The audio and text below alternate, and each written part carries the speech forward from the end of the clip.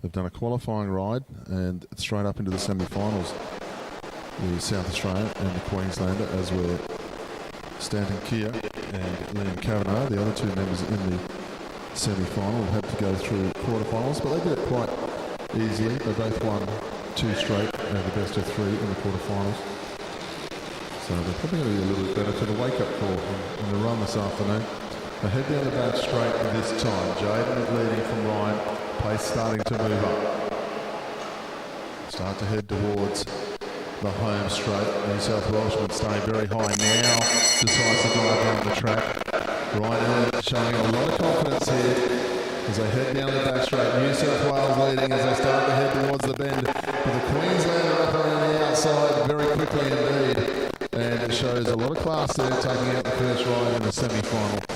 Wants to make it as easy as he possibly can for himself to go through to the gold medal ride off. 10.94 seconds there for Ryan Elliott.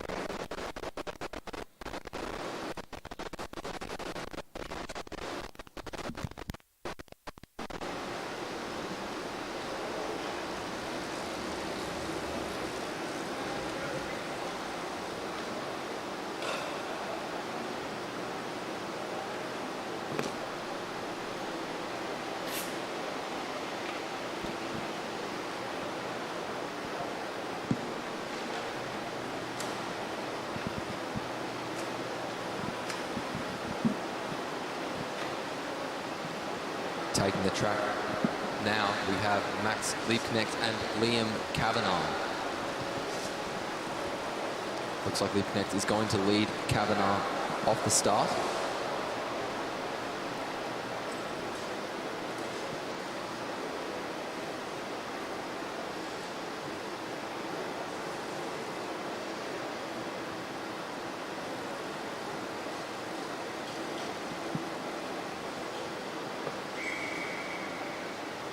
The whistle goes. Down to the bottom of the track they go. Max Liebknecht leading Liam Kavanagh.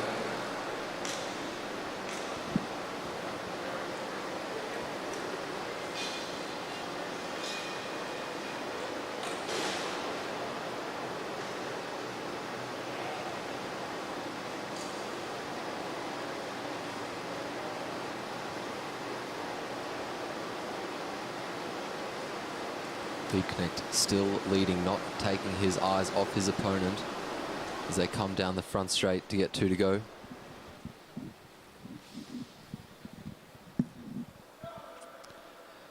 Down the back straight they go.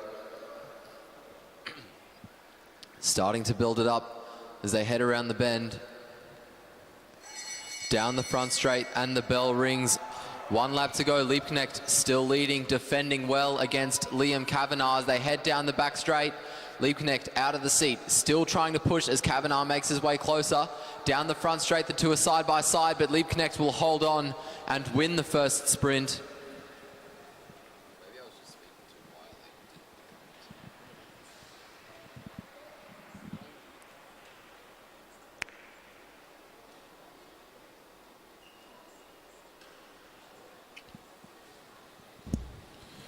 So Max Liebknecht goes through for ride number 1. Still goes 1. It was a good fight back there from Kavanagh, the New Zealander.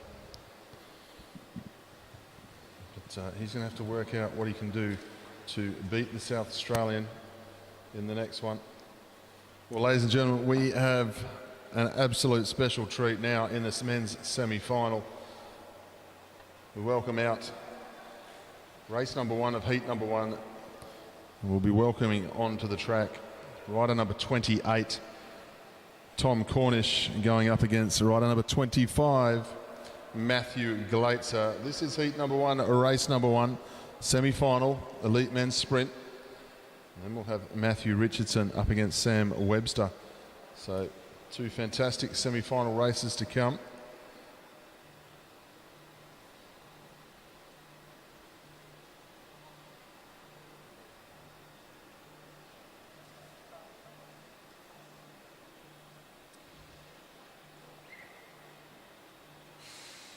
Glaetzer will lead away.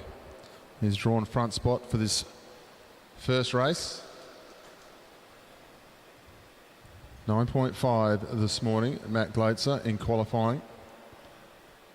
We're certainly seeing the Matt Glaetzer of old. He's had a few ups and downs with his health in the last few years. Been fighting his way back to the top. There was a time there we might not see him.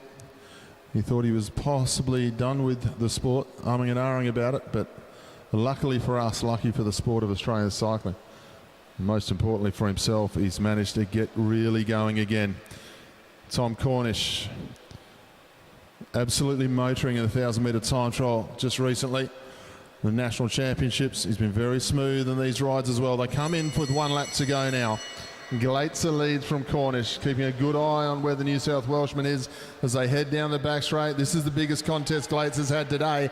They come to the bend this time. Look at the big man go from the front. He can get up to the hip. Can Cornish get any further? No, he can't. The acceleration these guys do once they sit down, the upper bodies don't move and the bike just takes off like a motorbike. Absolutely impressive to see. So Matt Glaetzer takes a ride number 1. And Tom Cornish go back to the pits and try and work out what he needs to do to try and get himself around Matthew Glaetzer.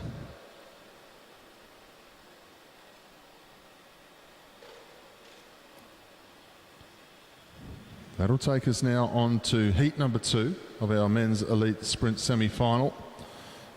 This is going to be a cracker as Glaetzer and Cornish roll through the home straight. So first of all, we welcome the Commonwealth Games sprint champion from New Zealand. Please welcome Sam Webster, and his opponent in this semi-final from Australia, Matthew Richardson. Richardson, 9.5 this morning in qualifying. Qualified in 2nd spot. Sam Webster qualified in 6th spot, and then he took care of Byron Davies in the quarter-final. Byron Davies was the 3rd qualifier, and Webster took care of Byron Davies in 2 straight rides. One thing we know about Sam Webster, not only has he been a real nemesis to Australian track sprinting at the 2 most recent Commonwealth Games, taking gold medals in both sprint championships, tactically in the one-on-one rides, this is where Sam Webster excels. But now he's got a real contest in Matt Richardson, who rides 9.5 seconds for the 200 metres. So this one, every bit worthy of a gold medal final as Webster leads through this time in front of Matt Richardson, just keeping an eye on him. Richardson doesn't move the upper body when he's under full speed. He absolutely moves nicely. Have a look at Webster, really dictating terms here, making Matt Richardson possibly second guess his next move. They'll come into the home straight. Webster leads. Has he got enough to go up against the power of Matt Richardson? They head through the 200 metres now. Webster still having a look for him down the back straight. Richardson gets up to the hip, gets level, handlebar level with Webster. Webster tries to come back, but Richardson, once he got up and around to the outside of Webster, made it look very comfortable indeed. So Matt Richardson takes race number 1. It's a rare occurrence to see the colours of Sam Webster lowered in this situation, but Matt Richardson takes ride number 1, 10.39 in the final 200 metres.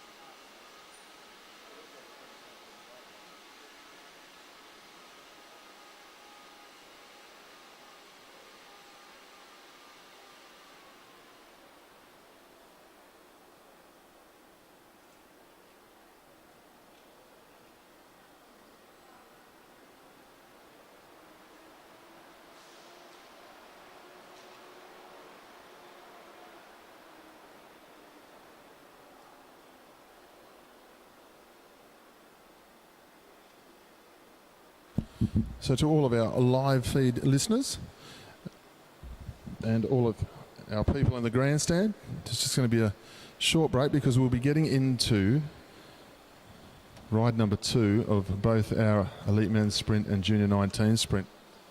Has to be a certain amount of minutes minimum between these rides, so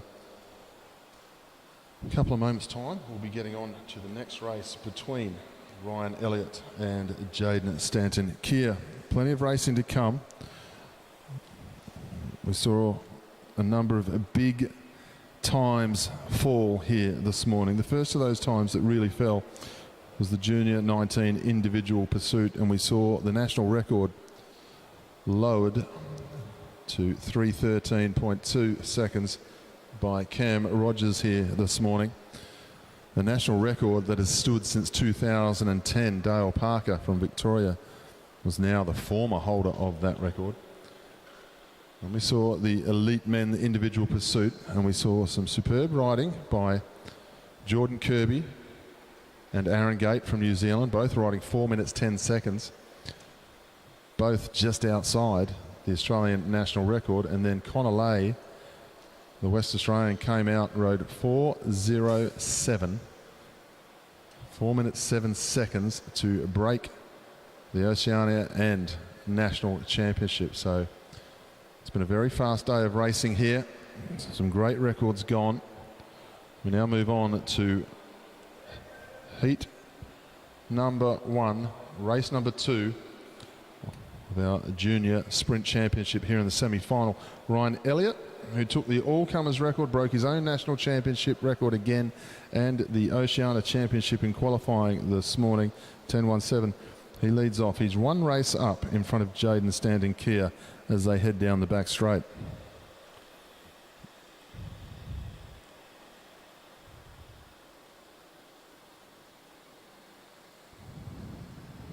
So Ryan Elliott really, has to be said, hasn't really been pushed in any of his sprint racing, the one-on-one stuff in the last couple of weeks, or the last 10 days, should I say. It's not a couple of weeks. It might feel like it. National championships over last weekend into the week preceding us now. But Ryan Elliott has really stood up to the task coming into the championships as the favourite in these races.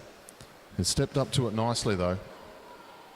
They start to build up pace. Jaden Stanton Keir up round the top. Ryan Elliott quite happy to go with him. Still has the advantage of being able to decide when they drop down the track. And Elliott drops down the track now as they head down the back straight.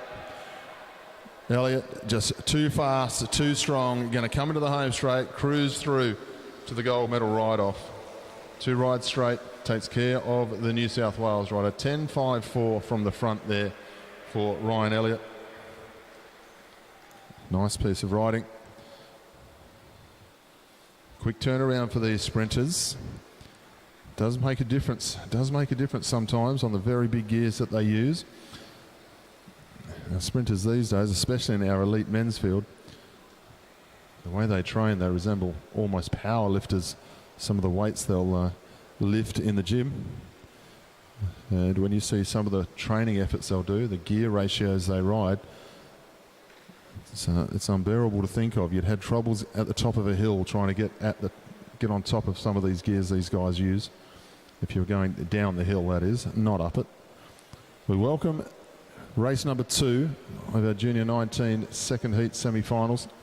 Back out onto the track, it's the New Zealander Liam Kavanagh, rider 103, who will lead off this time, and he's up against the South Australian Max Liebknecht.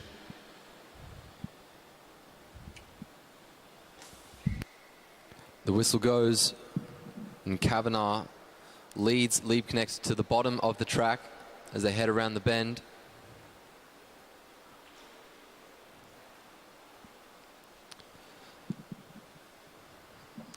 Liebknecht 1 up on Kavanagh.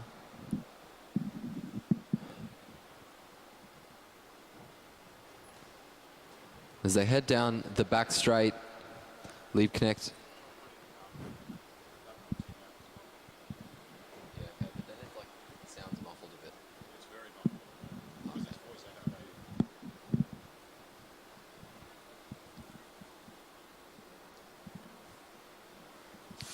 Into the bend they go for the second time. Liebknecht moves up, fakes a swing up, and moves back down. Down the back straight they go. The two are side by side. As they head around the bend, Kavanagh tries to defend the sprinter's lane. Down the front straight, they both go back out. The bell rings. And Kavanagh still on the inside. Max Liebknecht now tries to move down the back straight. Kavanagh still leads. Liebknecht now at his hip. The two are side by side around the bend and into the finishing straight. Liebknecht comes across ahead of Kavanagh by the looks of it. Good defending by Liam Kavanagh, but he just couldn't hold on.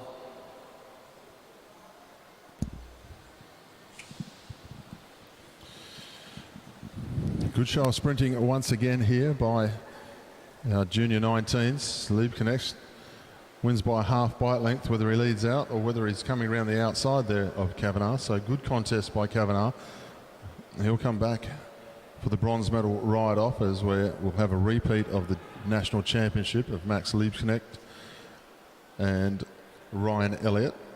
We'll see that a little bit later this evening, as they'll get a little bit of a break now after this short turnaround semi-final.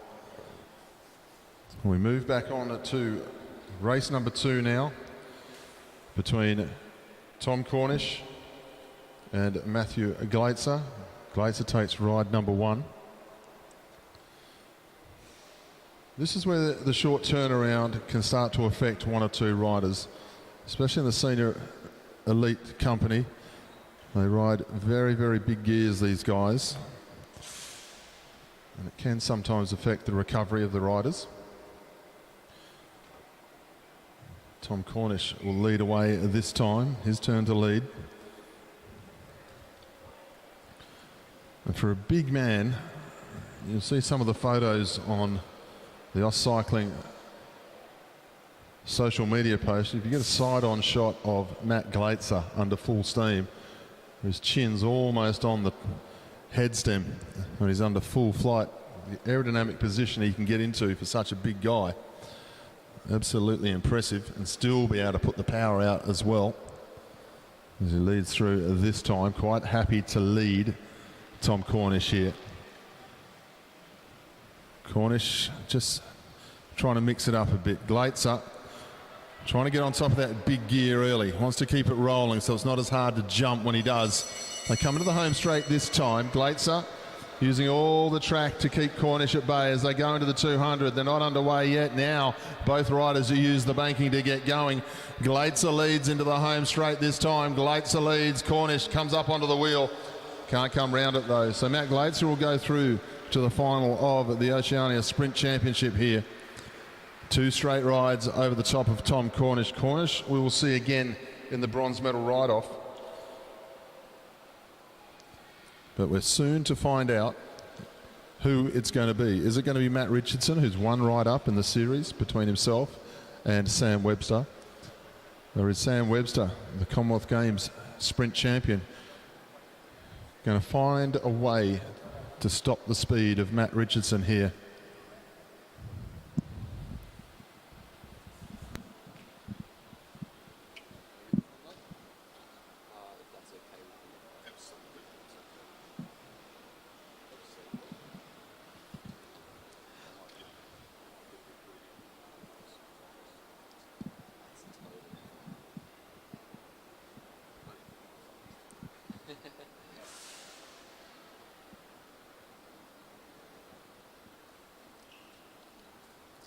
Matthew Richardson on the inside of Sam Webster this time. Richardson one up on Webster.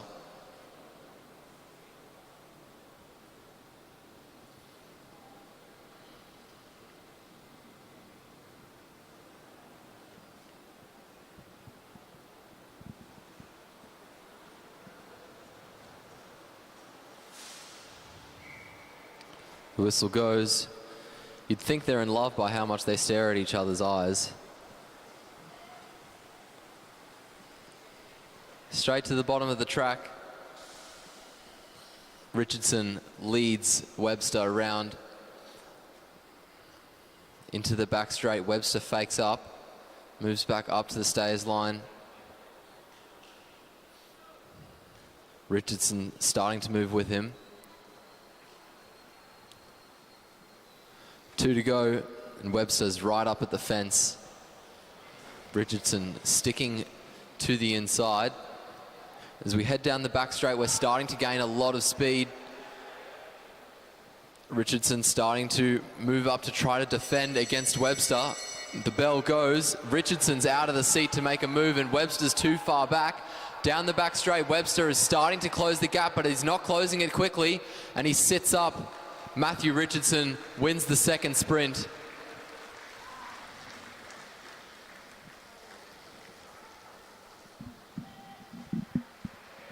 And Matthew Richardson will go through to the gold medal final.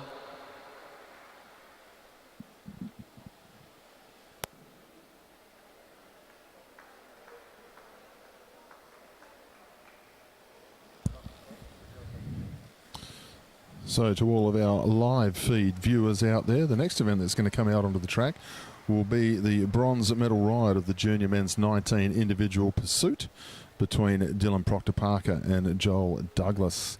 After that, we're going to have the new Australian record holder Cam Rogers taking over the reigning Australian individual pursuit champion Leo Zimmerman for the final of the Oceania Championships. Hello out there to a number of family members of a couple of riders in these finals who I've chatted to this afternoon. A few moments away.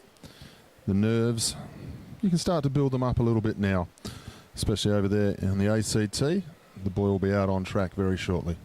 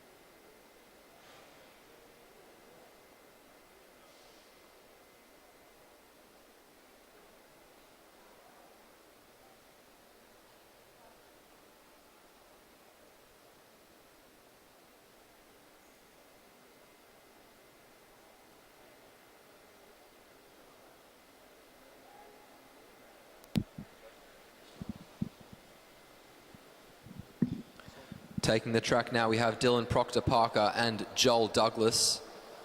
Proctor-Parker on the front straight representing Australia, and Joel Douglas on the back representing New Zealand.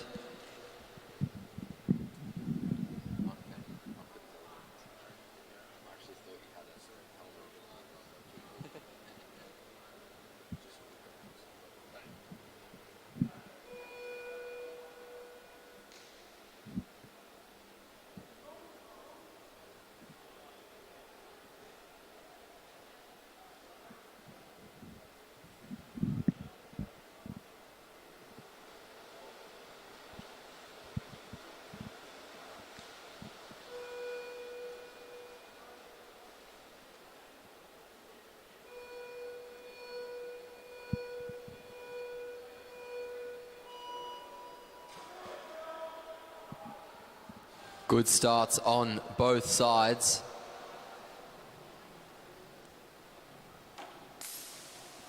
And after the first half lap, it is Joel Douglas who had a better start. Looks like there's a problem with Dylan Proctor-Parker. Sounds like he got a puncture.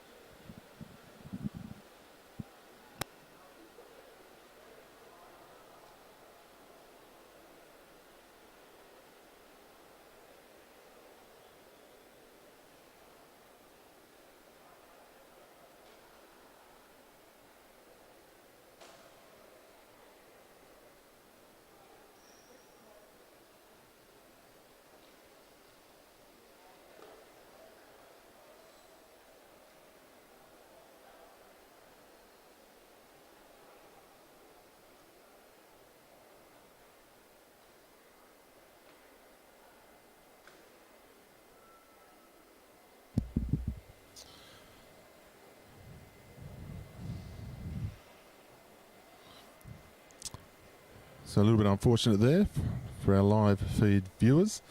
Puncher in the first lap there, so commissaires are going to get the riders' bike all fixed up.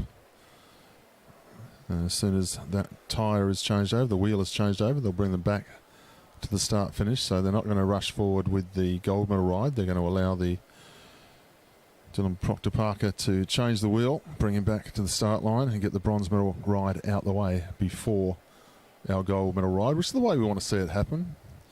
I want to see a good contest between Leo Zimmerman and Cam Rogers in the final. The Australian champion last week, Zimmerman, going up against now the newly crowned record. When you don't need to worry, there'll be days like this. When no one's in a hurry, there will be days like this. When other parts of the puzzle start to look like they fit. My mama told me there'll be days like this. My mama told me there'll be days like this. Last week he went 4:10 to break the national record in the senior pursuit. Some 3 seconds improvement on his previous time. And this morning he's gone 4:07. And that was an impressive ride, up on schedule the whole time, then really lifted over the last couple of laps to go in some 3 seconds quicker than any of the other qualifiers. And the other qualifiers, well, one of them was Aaron Gate, former world champion in the Omnium, and took 6 laps last night in the points race final, Aaron Gate. And of course one of the other qualifiers was one Jordan Kirby, 2017 individual pursuit champion of the world. But it's going to be Connor Lay versus Aaron Gate in the final tonight. And Jordan Kirby, well, he's going to take on Oliver Bledden, one of Connor Lay's best mates. And they were first and second in the individual pursuit championship just a few days ago. So our bronze medal ride-off will come back to the starting gates now as our riders make their way over. Joel Douglas, the New Zealander, in the back straight. Dylan at Proctor Parker, the Australian, will be in the home straight. And shortly I'll hand over to my co-commentator Etienne to call the action.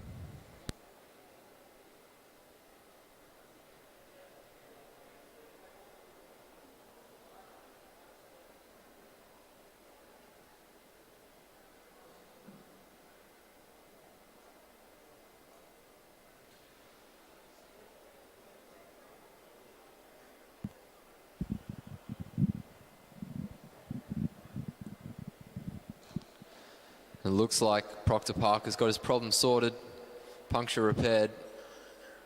And we're ready to start again.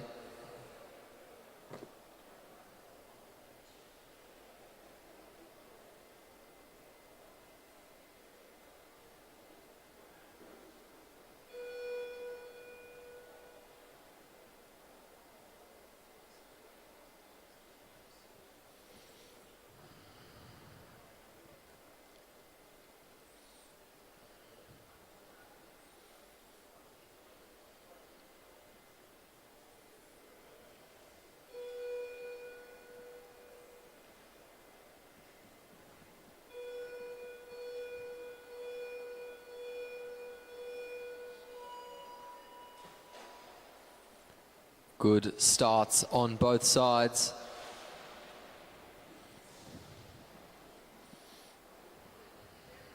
And after the first half lap, it's Dylan Proctor Parker who has the better start.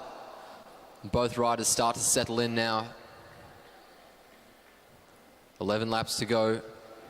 Half a second is the gap between the two in the favour of the Australian.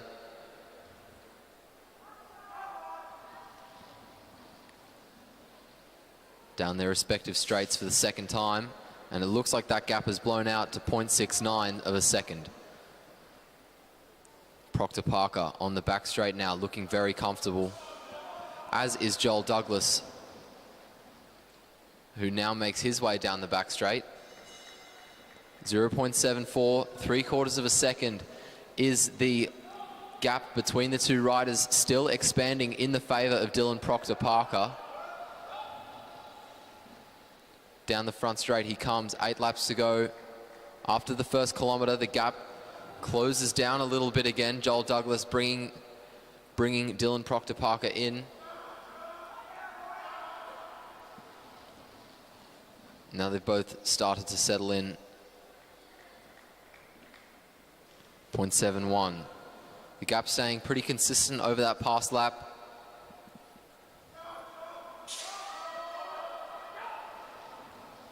Proctor-Parker and Douglas both looking relatively comfortable at the moment. The gap just expanding ever so slightly.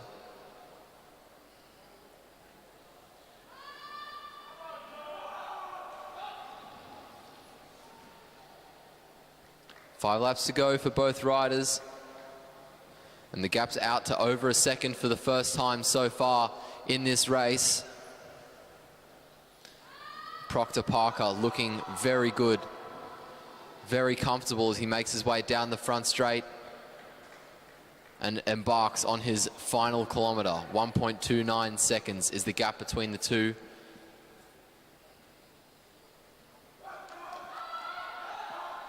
Joel Douglas's cadence looking like it's slowly starting to drop. And the gap opens up to 1.5 seconds almost. Down the opposite straights, Dylan Proctor-Parker still looking comfortable as he comes through to get 2 laps to go. You see his teeth starting to grit, and you can see he's still starting to hurt, but he's still opening his gap to Joel Douglas. Around the bend comes Dylan Proctor-Parker, and down the front straight to collect the bell. 1 lap to go now for Joel Douglas as well, and the gap is almost out to 2 seconds. All Proctor-Parker has to do now is pretty much finish, and he'll have secured himself a bronze medal. Down the front straight he comes and crosses the line, wins himself the bronze medal 2 seconds ahead of Joel Douglas.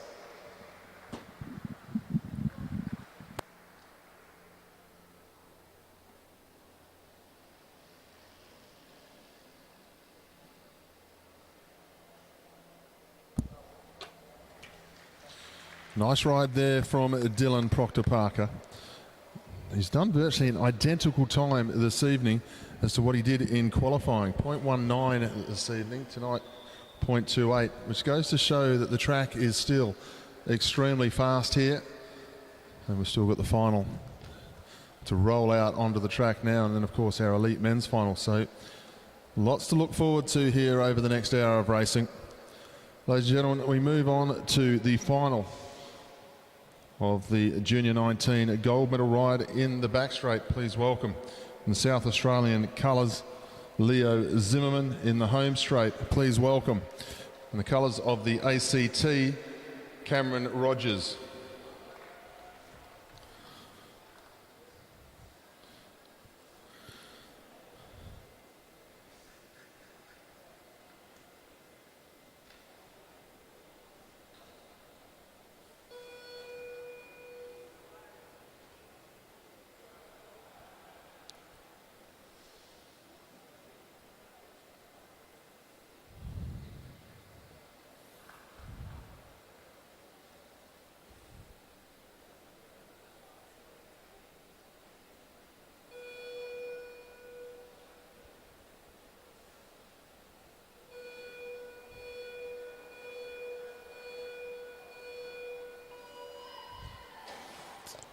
Away now, so the record holder in the home straight going up against the national champion in the back straight. We've already seen from the ride of Dylan Proctor-Parker that the track is still quick here today, moving very nicely. So Cam Rogers this morning, 3:13.271, took the national record, hasn't been broken for some 12 years. Last week, Leo Zimmerman won the national title. They'll come through the first 2 laps. We'll have a look at the times. 37.081 for Rogers. A little bit slower start here this evening. I get the impression that Rogers may have just had a look at the gear ratio a little bit, just trying to find out what else he can do here as he goes through. So he might be a little bit slower over the first part of the journey. Just getting on top of a bigger gear here as he comes into the home straight this time. Have a look at his first kilometre time. 1:07.96. He's out to a 1.24 second lead over Zimmerman already. This morning he went through in 1:07.23. It's laps 4, 5, 6 and 7 that these guys really hang on to the pace as he goes through this time. Just sitting outside of his record time this morning, but starting to ride away from Leo Zimmerman. Zimmerman this morning, 3:18.940, so there's quite a distance between the two today on time. Rogers goes through, travelling about a second slower than his record ride this morning, and he's just moving around in the seat a little bit more here. So he's still going very quickly indeed, still much quicker than he was going last week for the National Championships, but just on the outside of his record schedule that he did this morning. Got himself the best part of 25 to 30 metres lead over the top of Zimmerman. Actually, that's going out to a little bit further. Out to a 30-metre lead over Zimmerman now. Goes through 2:11.600. So he's a couple of seconds outside the time of what he set here this morning, Cam Rogers. But he's still putting on a very good show here. Rogers goes through now. Still up on Zimmerman, but Zimmerman is hanging on here. It's at 2 seconds the difference between the two. Zimmerman not being blown off the track at all in this one. Yes, he trails, but he's fighting on nicely. Rogers comes through with 2 to go. We compare his time this morning, just falling away from the 13, sitting on around about the 16 pace at the moment. Zimmerman was on an 18 pace this morning, but Rogers, he'll just have a little bit of sight of Zimmerman as he comes through with the bell lap. Still got that 30-metre lead. Cam Rogers isn't going to take another record here today as he just adjusts himself in the saddle again. But he's going to come into the home straight, still on a very fast time indeed. He's going to be the Oceania champion, 3:16.724. Leo Zimmerman goes through in a 3:19. Good ride from both riders. And we've got some real talent in our junior 19 division. Put your hands together for Leo Zimmerman as he cools down. Put your hands together for Cam Rogers in the home straight, ladies and gentlemen. Oceania champion and new Australian record holder. He's had a good day out.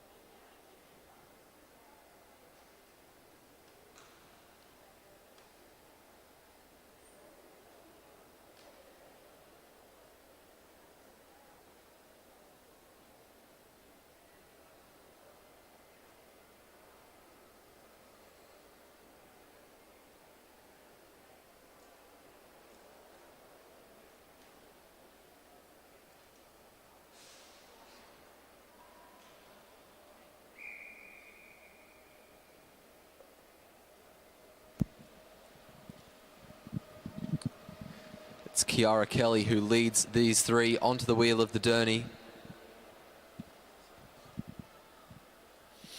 This is the under-19 women's keirin 7-9 final.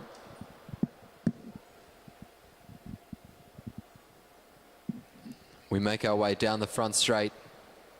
And the first lap's over, the riders are free to move around.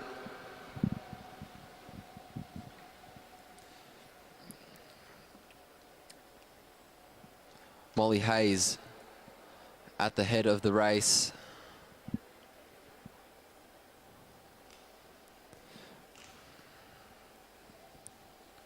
Four to go now. Kiara Kelly on the wheel of Molly Hayes.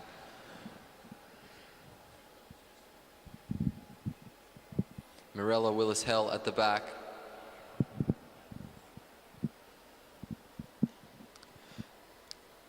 Three laps to go and the Derny swings down. Willis-Hell starting to make her way forwards. Over the top of Molly Hayes now, they make their way down the back straight. Hayes on the wheel of Willis-Hell, responding pretty well. They come through, get 2 laps to go. One more lap before the bell. Willis-Hell on the front. Down the back straight, checking over her shoulder.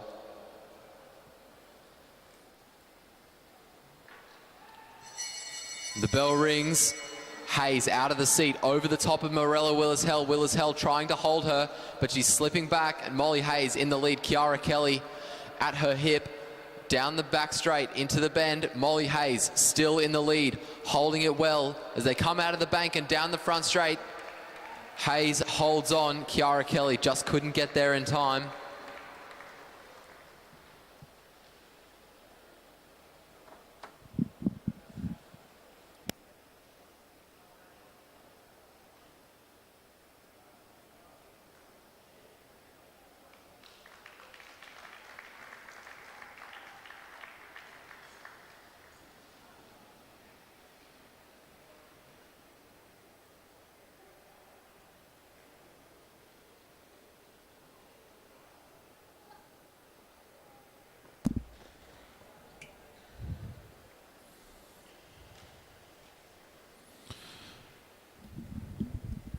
So we move on now to the final of the Junior 19 women keirin.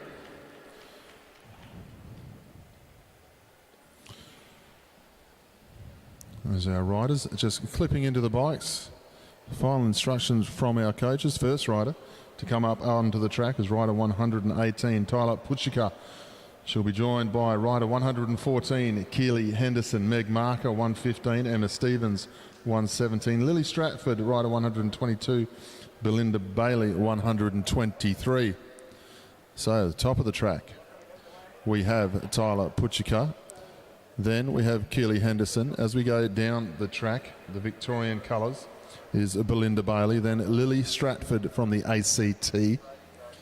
Meg Marker from South Australia and the South Australian Sports Institute colours. And the sprint and keirin champion of Australia. And she's been riding very nicely indeed. Emma Stevens, in the Queensland Academy of Sport colours at the bottom of the track. The motorbike is on its way.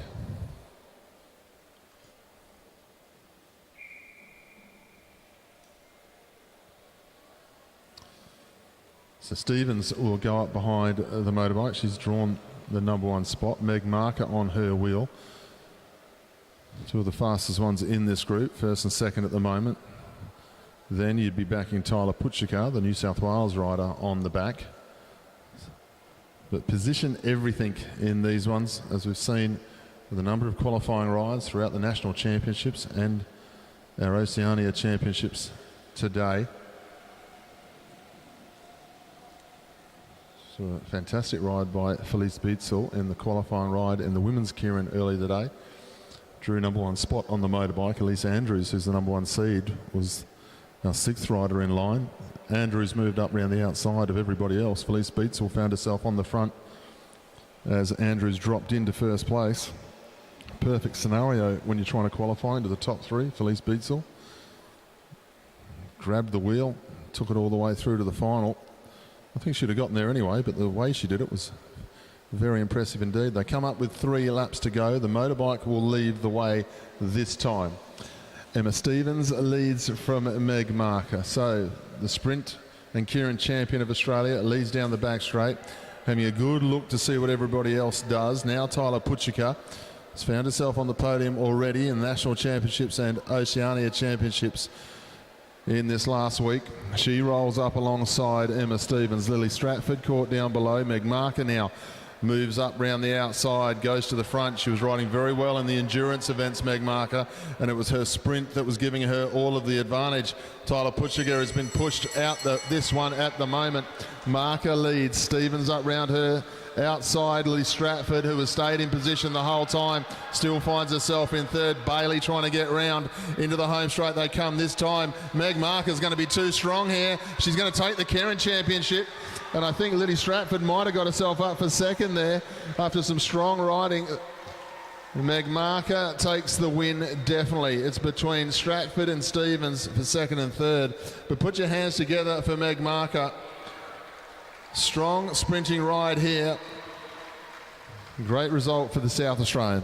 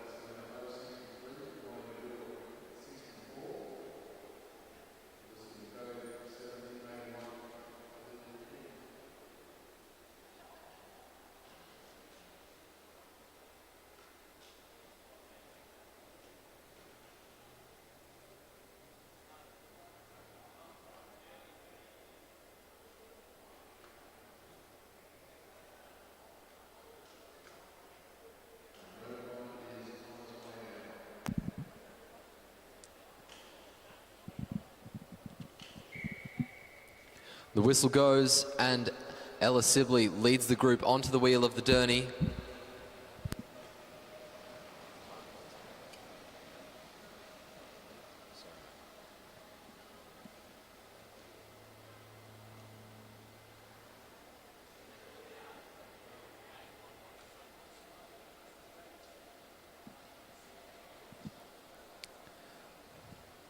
Down the front straight we go. The first lap's over.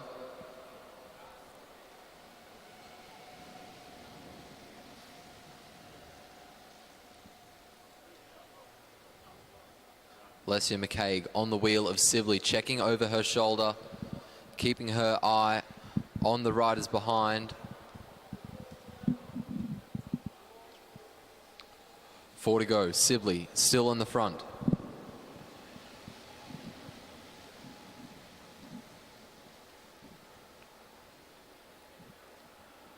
Olivia King at the back there, starting to... Down the front straight we go. Ella Sibley still leads as the Derny swings down out of the seat to respond to a move that was made by Olivia King.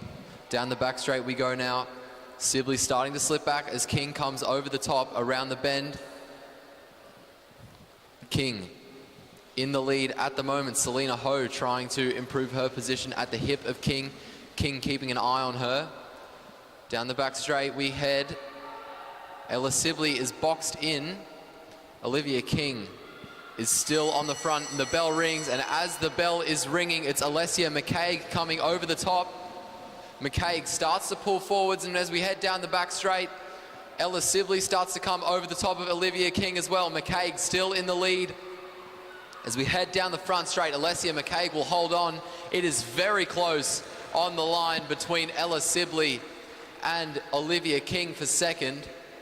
We'll have to wait to see what the commissaires say.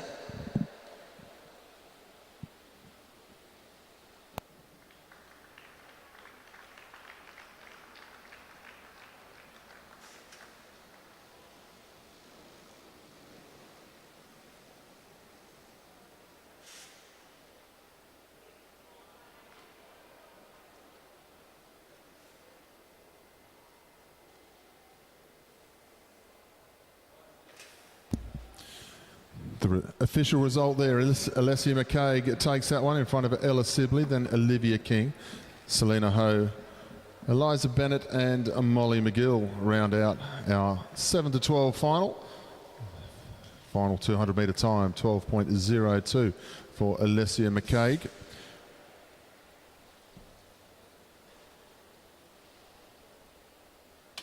We move on to the final now. Gold, silver, bronze on the line for the elite women's at keirin. We welcome our field onto the track. Queensland number 53, Jackie Mangler-Moore. Rider 58 at the top of the track, second from the top of the track there. There's too many black skin suits in this final for my liking. Brianna Hargrave, rider 58. Felice Beetzel, rider 61, both wearing black skin suits. One from South Australia, the other one from the ACT. Rider 68 is Christina Clonan, Kalinda Robinson 69, Elise Andrews in the New Zealand colours. Rider 80 in the centre. Looks like Clonan has drawn the front spot. She will follow the motorbike on its way. So they get underway this time. Christina Clonan took the keirin, the sprint and the time trial last week at the National Championship. She was second in the sprint last night to Elise Andrews from New Zealand. She's made a fantastic transition from track enduro into the sprint. Saw her as a reserve rider for the Australian team back in 2017 at the Hong Kong World Championship. Still involved in the track endurance side of things through 18. It was around 19 that she started to turn her back on the endurance side of things. We're given the opportunity to step into the sprint program, and it's taken a little while, but she's really starting to move nicely now. 200 metre time, excellent. A 500 metre time trial time, absolutely superb. 32.95 seconds last week at the National Champs. Clonan will lead as they come through this time with 3 laps to go. Clonan shows the way. She's getting challenged already as they start to head to the back straight. Elise Andrews moves herself up onto the hip of Clonan, but she's going to have a tussle with Kalinda Robinson, who has a right of way at the moment. Felice Beetzel trying to get up round the outside in the black skin suit number 61. Brianna Hargrave trying to buy a ticket for the train as it goes around the outside, because that's Elise Andrews who stepped out from a very, very long way out. Christina Clonan in the box seat in second wheel here. Has she got the legs to get around Elise Andrews from a lap and a half? They head down the back straight. Andrews leads the way. Andrews still the strongest as they go to the bend. Can Clonan get up round the hip of Andrews? I don't think she can she? They go to the line. Andrews so strong from the front. Elise Andrews from New Zealand will take the gold medal in the keirin. Christina Clonan will get herself up for second. Now the fight for third, something different. I've got a feeling Jackie Mangler-Moore may have got there, but we're going to have to wait on the decision of the judges. Kalinda Robinson was there as well. But put your hands together for Elise Andrews. 2 gold medals from 2 starts. She'll be happy with that.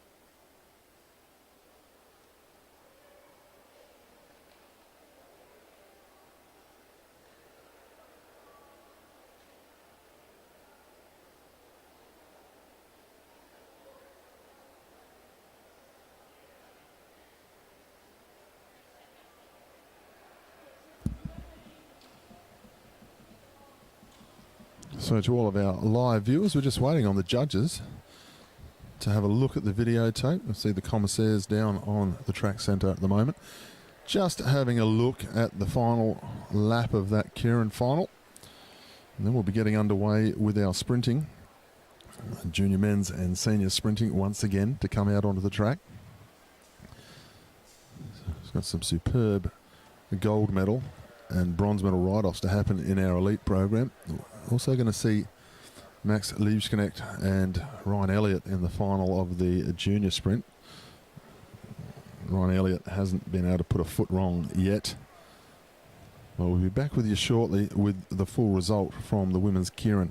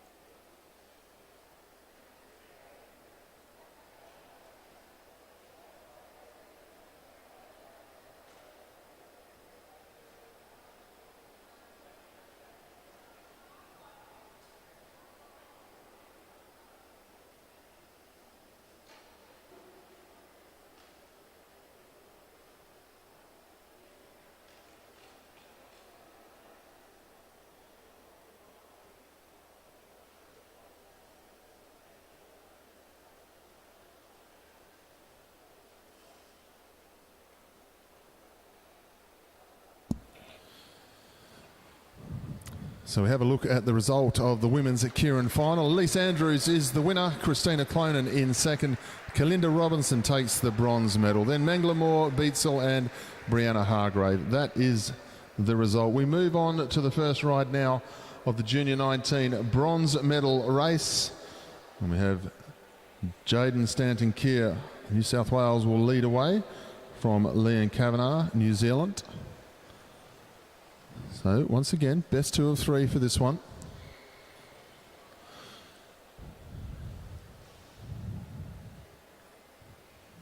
Stanton-Keir just keeping a good eye on Kavanagh as they roll down the back straight.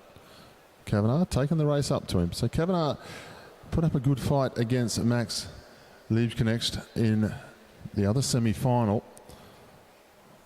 As we're Stanton-Keir, well, he had to go up against Ryan Elliott, and Ryan Elliott has been just that little bit quicker than everybody else over the last 10 days.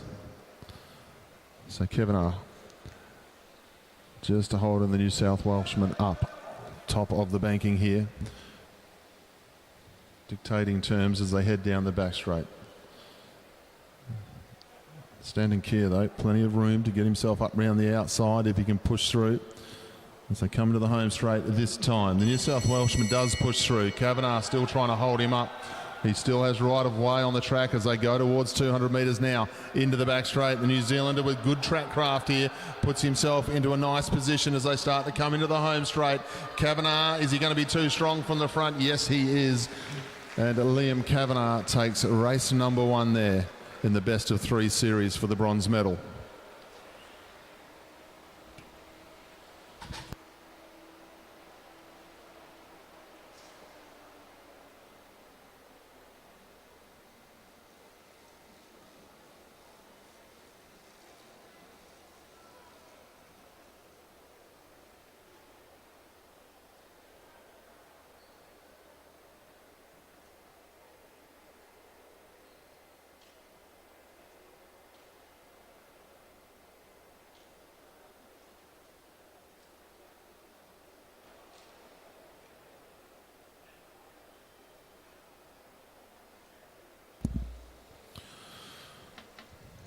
Well, we move on to the final now of the Junior 19 men's sprint. First rider we welcome out onto the track is the South Australian Sports Institute rider. This is Max Liebknecht. And his opponent here in the final in the Queensland Academy of Sport colours is Ryan Elliott. Best 2 of 3 this one. First 1 to 2 will take the gold medal home.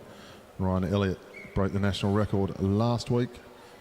He re-broke it today and the Oceania record with it. Elliott leads Liebknecht around the track. Down the back straight they go now. Liebknecht starting to move up on him, moves up towards the fence. Elliott stays at the bottom though, not taking his eyes off his opponent. Liebknecht moves up to the stayers line, moves up to the fence. Elliott moving up as well to defend. 2 laps to go. Elliott just blocking Liebknecht, making sure he doesn't get any ideas. Liebknecht upping the pace. Elliott responding pretty well. They head down the front straight, the bell rings. Both riders out of the seat, and Elliott makes his way to the sprinters lane first, out of the bend, and down the back straight they go. Liebknecht right on his wheel into the bend. He hasn't come out yet. Around the bank and down the finishing straight. Ryan Elliott holds on. Liebknecht couldn't even get around. Elliott with a very convincing win over Max Liebknecht.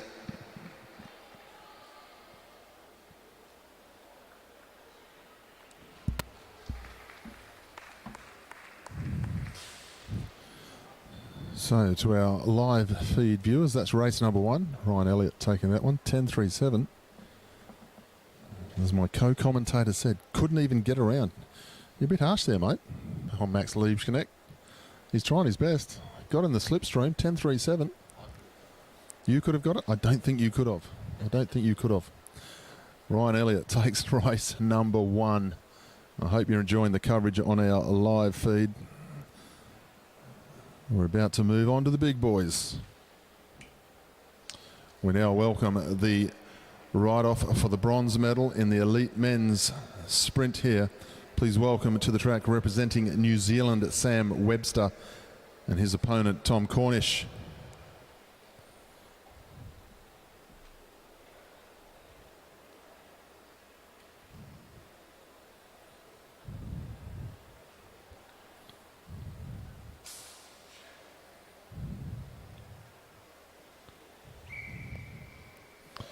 Sam Webster, the reigning Commonwealth Games sprint champion, won that title here on the Meares Velodrome. Multiple times world team sprint champion Webster as he heads down the back straight. part of an almost decade-long reign of New Zealand sprinting. Always up on the podium at the major events, several world championships by New Zealand. Things change a little bit though. One or two riders are retiring as they rebuild the sprint structure, but Sam Webster still well and truly there. Unusually finds himself in a bronze medal ride-off at a championship though. Webster leading Cornish. Cornish, world record holder as a junior in the 1,000-metre time trial. Rides 1 minute dead in the 1,000-metre time trial. We'll see him do that again this week, possibly even get underneath that 1 minute the way this track is going. Webster dictating terms as they go towards 200, almost a coming together of the wheels there. They don't go until now. Now they finally move into the sprinters lane. Cornish up round the outside, too strong. Tom Cornish, nerves of steel as they went through that back straight, Tom Cornish, but just too strong up round the outside of Sam Webster. Impressive piece of riding there from Cornish. He will take ride number 1 over the top of the Commonwealth Games champion. Good piece of bike racing to see.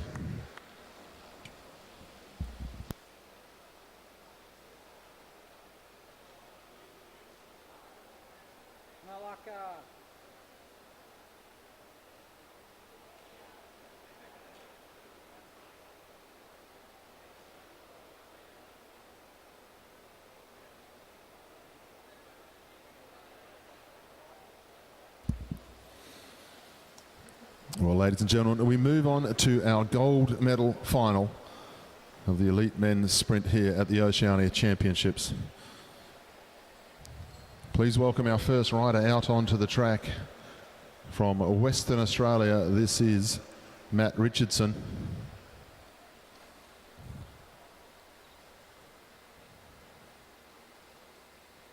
And his opponent coming out onto the track now from South Australia. This is Matthew Gleitzer.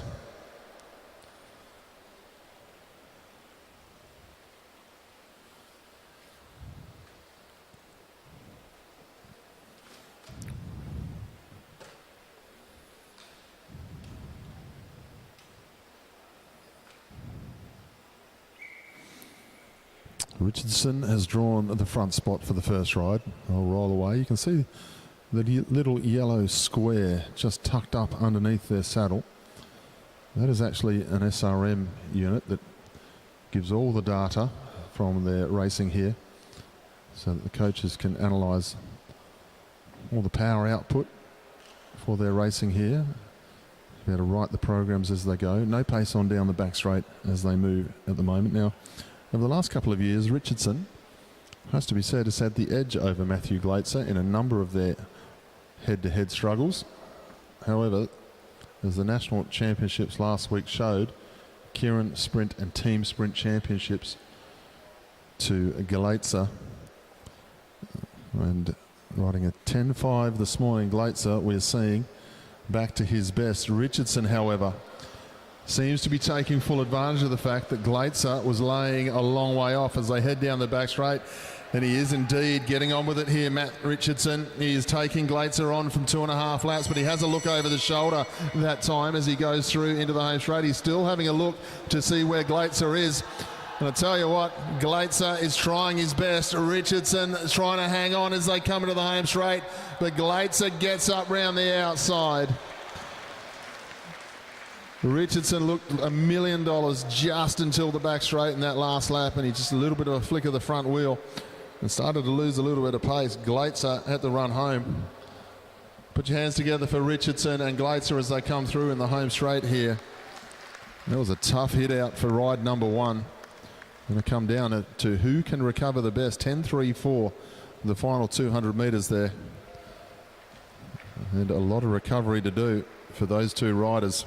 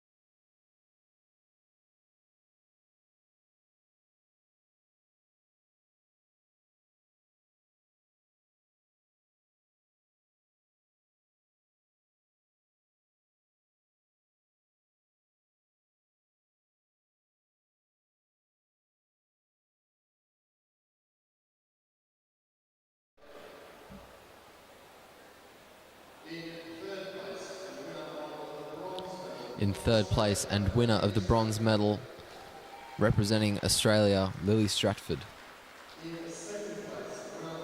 In second place, winner of the silver medal, representing Australia, Emma Stevens. And in first place, winner of the gold medal and Oceanic champion, representing Australia, Meg Marker.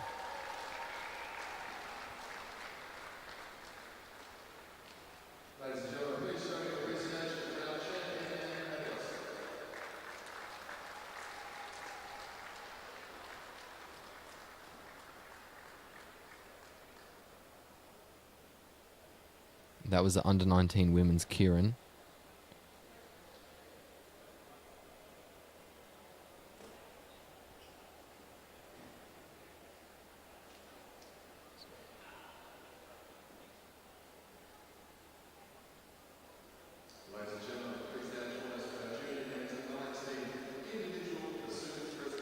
We're now going to go to the under-19 men's individual pursuit presentation.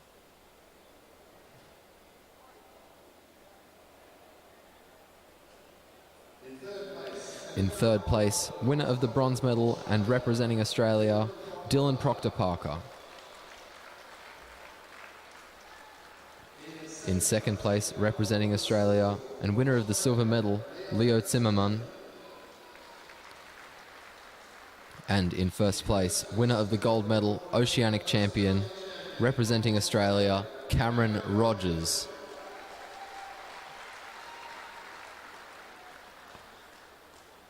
Cameron Rogers also broke the national record today. Record stood since 2010. Absolutely outstanding effort by Rogers.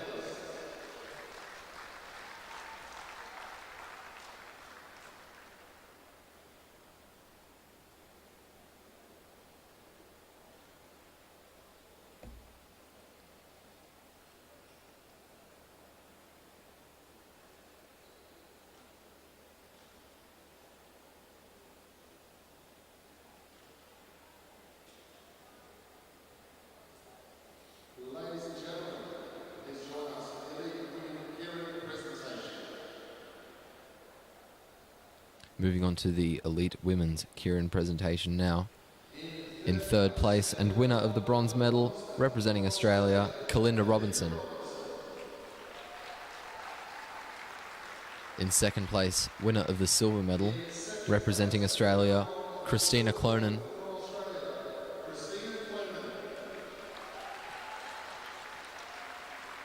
And in first place, winner of the bronze medal and Oceanic champion, representing New Zealand, Elise Andrews.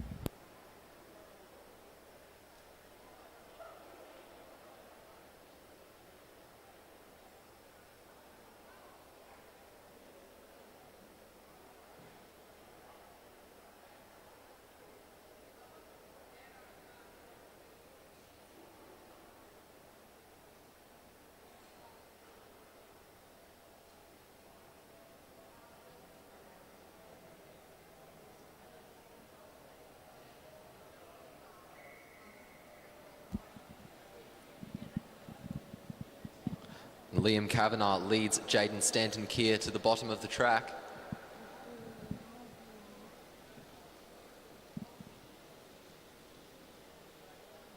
Stanton-Keir giving Kavanagh a lot of room at the moment. We head down the back straight.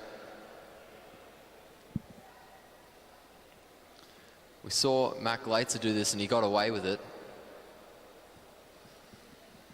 2 laps to go. Kavanagh high on the track, winding it up. Down the back straight. Stanton-Keir trying to close the gap. Kavanagh still in the lead, keeping a look over his shoulder. Down the front straight we go now. Kavanagh still high on the track as Stanton-Keir moves forwards on the inside. Out of the bend and down the back straight we go. And Kavanagh is quickly closing the gap on Stanton-Keir. Stanton-Keir still ahead as we head down the front straight. He's still got his nose out. And Jaden Stanton-Keir will win the second one. And the bronze medal final will go to a third round.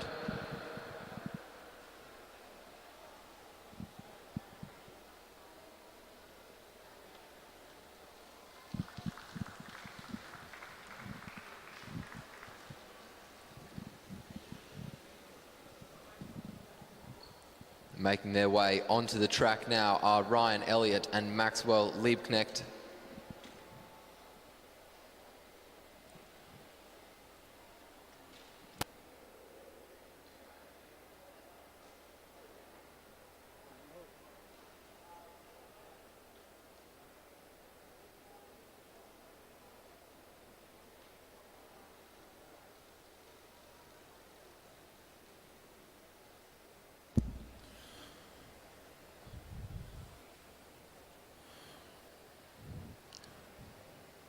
Ride number 2 now of our junior men's sprint gold final. South Australian Sports Institute rider Max Liebknecht will roll away first this time in front of Ryan Elliott. There's no problem getting in the slipstream of Ryan Elliott in the first ride.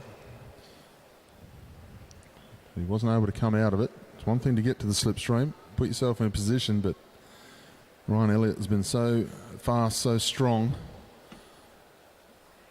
No one's been able to come out of his wheel over this series or the National Track Championships last week. These two met in the final of the National Track Championships. Liebknecht came away with the silver medal, but he did leave with a team sprint championship with the South Australian team, so he had a great series. Elliott left with a couple of gold medals in the keirin and the sprint. Liebknecht a little bit looking over too much over the shoulder there, just loses his way going onto the blue. He'll come into the home straight this time. Liebknecht leads the way, and Ryan Elliott taking full advantage there by the Queenslander as the South Australian was looking the other way. Gone for all money as they head down the back straight. This is a nice win for the Queenslander. Home track, another gold medal. Takes that one out very nicely indeed.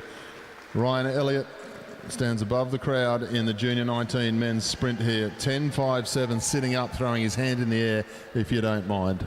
Junior 19 riders have put on a good show. Put your hands together for Ryan Elliott once more. The Queenslander has flown the flag beautifully here today.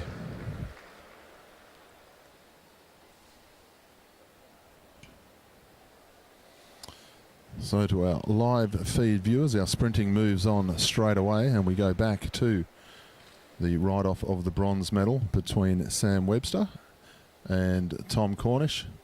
And Tom Cornish showing nerves of steel in the way that he rode that first one, as Sam Webster tried everything, but they'll be coming out onto the track very shortly.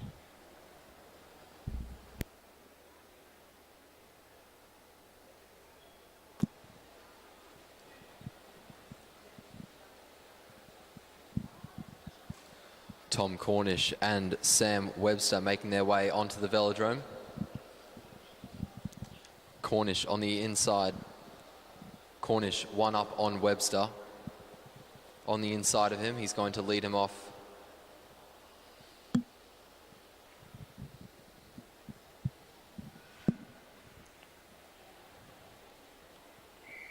The whistle goes.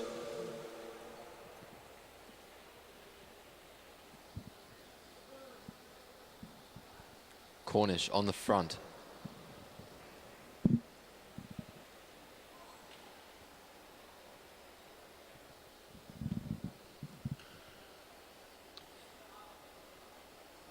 Not taking his eyes off Sam Webster. As they head down the back straight, Sam Webster is glued to his rear wheel.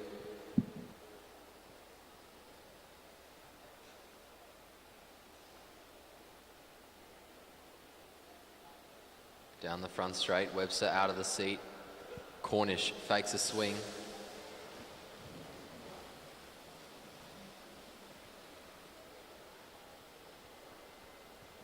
Down the back straight we go now.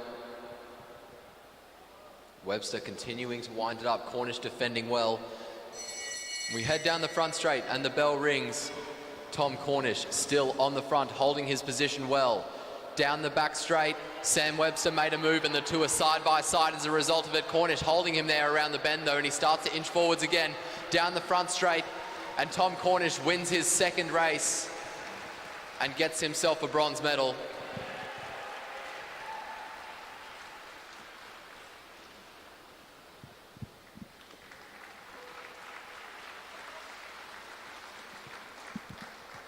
I'll give the commentary over to Matt for this next race because it's not that important.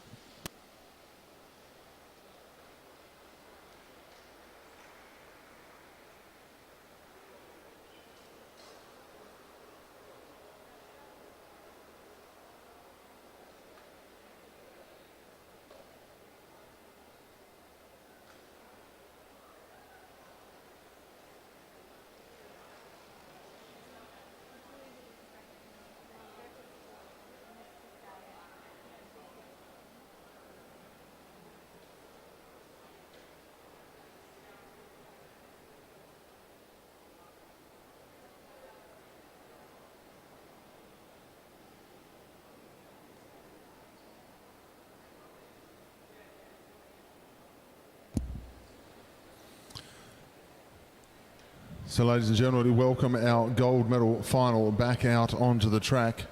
Matthew Glaitzer taking race number 1. Matt Richardson tried a new tactic, but Matthew Glaitzer was equal to the task.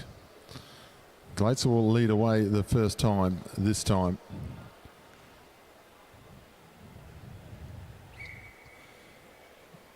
Having been down into the track centre in between these rides to do presentations, I can guarantee you that all Matthew Glaitzer and Matthew Richardson were trying to do in between the last ride to this one was catch their breath and recover. I've mentioned before that these guys train more like powerlifters these days.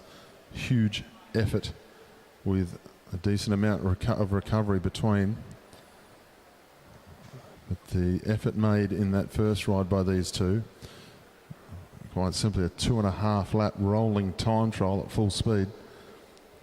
And they've just given themselves about a 15-minute break to try and come out for the next one. So we'll see who's got the fitness between these two. Glaitzer leads, Richardson glued to the back wheel, giving himself no room for movement just at the moment, trying to force Glaitzer into going early.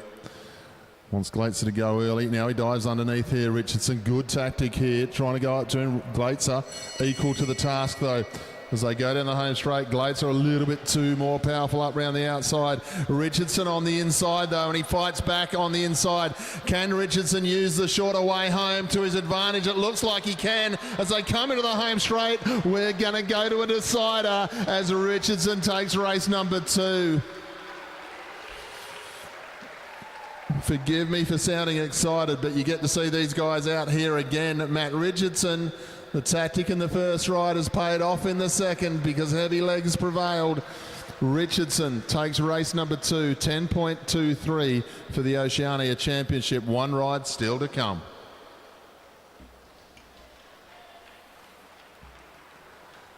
And that, my young co-commentator, is why you call the gold medal ride, because they do become important. What a ride by Richo there for our live feed viewers.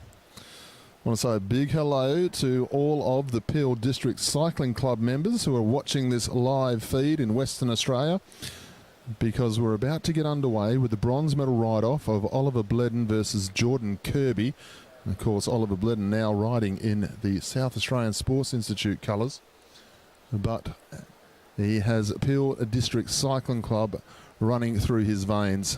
And then, of course, we'll have the gold medal ride-off of Aaron Gate from New Zealand up against Connor Lay, West Australian three-time national champion in the individual pursuit. And this morning, 4 minutes and 7 seconds, breaks or sets the new Australian record again after breaking his record he set during the week.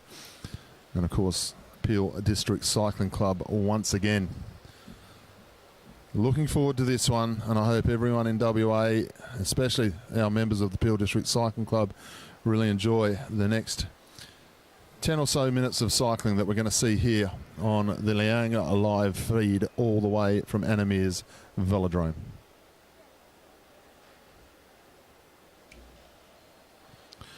Well, ladies and gentlemen, we move on to the bronze medal final now of the elite men's individual pursuit. Please welcome in the back straight from Australia, this is Oliver Bledden. In the home straight, in the colours of New Zealand, please welcome Jordan Kirby.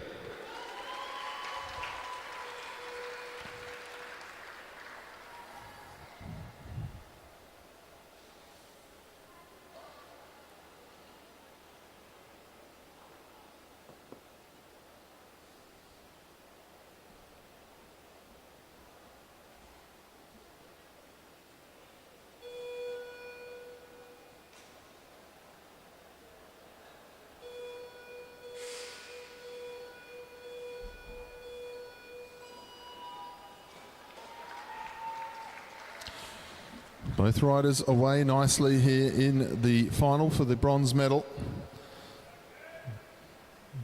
It was very close between Jordan Kirby and Aaron Gate, the two New Zealand riders here this morning. Jordan Kirby rode a 4:10.936. Aaron Gate rode 4:10.849, so he's missed out by 0.09 of a second to make the final here tonight. The New Zealand Queenslander. Oliver Bledden rode 4:16. We know Oliver Bledden's got the ability to go 4:15 though. He did that in the national championship. So Jordan Kirby certainly has the edge. Jordan Kirby, of course, the world individual pursuit champion in 2017 in Hong Kong. Commonwealth Games gold medalist also during the championships here. And then a change of scenarios. We saw Jordan Kirby take out his New Zealand citizenship and start representing New Zealand. He goes through down the back straight. He'll be into the home straight at this time with 11 laps to go. And we have a look at the times as they go through. Jordan Kirby leading by 1.83 seconds over the top of Oliver Bledden at the moment. There is quite the distance between them in qualifying. Oliver Bledden on his way up through the ranks of the track endurance team of the Australian cycling team. And he's right there and thereabouts with the new guard of Aus Cycling. Jordan Kirby, the established professional in this discipline. 5 years ago, champion of the world. We'll see how they look at halfway. We'll have a look at their times in comparison to where they were this morning. Halfway this morning, Jordan Kirby went through in 2:08.761. He goes through in 2:09.10 this time, so a little bit outside the time that he set this morning, but this is about making sure you win your ride-off. He'll come to the home straight at this time. Still got some racing to come. Team's pursuit, of course, for Jordan Kirby. He'll be able to see Ollie Bledden now in his sights as he comes into the straight each time. So he'll just try and ride a good tempo, make sure he takes care of the job at hand here with 6 laps to go. Kirby goes through, moving very nicely. Bledden still sitting on a similar time to what he did this morning. So he stepped up nicely here this afternoon. Kirby comes through, 5 laps to go. Inching closer and closer, listening to the call of the coach on the inside. I won't tell you what the schedule is, he's yelling, but I can tell you it's very consistent each time he goes through. Bledden comes through the home straight. 1,000 metres to go for Kirby. He goes through in 3:10, 4:38. This morning, I can tell you he went through in 3:09, 7:88. So Jordan Kirby actually getting a little bit quicker throughout this ride. He's coming back onto his schedule of what he rode this morning. He's now using Oliver Bledden as the carrot, and rightly so, with the colour of Bledden's helmet here. Into the home straight, they will come through. 2 to go for Jordan Kirby. He goes through this time, 3:41.12. He went through just a second quicker this morning. So he's on about 4:11 pace, but he's going to catch Oliver Bledden here as he comes into the home straight. I don't know if he'll keep going for a time, because when he catches Bledden, the gun will sound. The bell sounds, Jordan Kirby catches Oliver Bledden up on the hip. The whistle sounds down the back straight, and Kirby turns off the gas. The bronze medal is his. The Queensland rider representing New Zealand, Jordan Kirby, ladies and gentlemen, takes the bronze medal, a popular medal as well here on the Meares Velodrome, as Oliver Bledden finishes out his distance. 4th place for him in the Oceania Championships. A former Peel District Cycling Club member.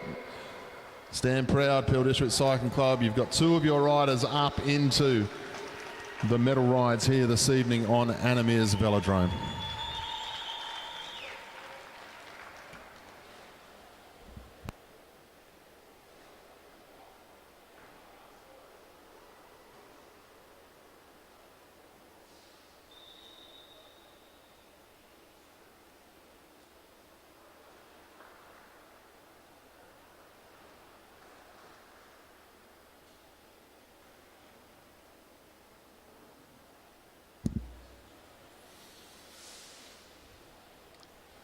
Ladies and gentlemen, we now move on to our gold medal final of the elite men's individual pursuit. We welcome in the back straight, representing New Zealand, Aaron Gate.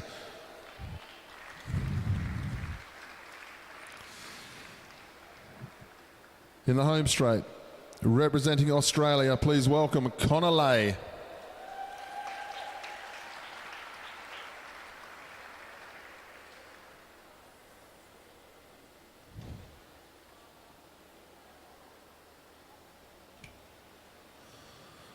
Well, if you're from the Peel District Cycling Club, 35 seconds away from the start of Connor Lay's ride here.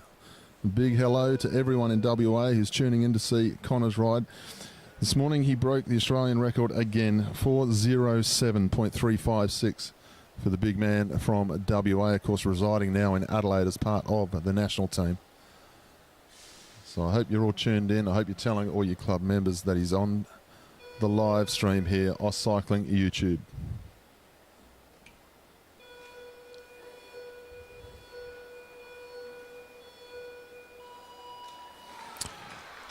Both riders away this time. So Connor Lay 4:07 this morning.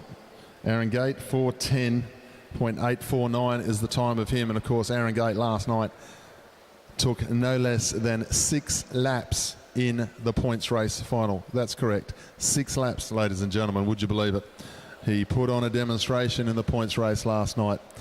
And knowing Aaron Gate, he's going to start very fast here tonight and see if he can unsettle the ride of Connor Lay. Connor Lay is a little bit of a slower starter than most in this first kilometre, so that won't be too much to worry about, because then he starts to really hit his straps through the second kilometre. And we see that now. Aaron Gate leading the way ever so slightly. But he's a real competitor, Aaron Gate. He will try and take on Connor Lay here this evening. Originally Lay was at 0.66, now at 0.38 as he gets on top of that big gear and gets himself into his full stride. Brett Aitken, the national coach, calling the schedule to Connor Lay.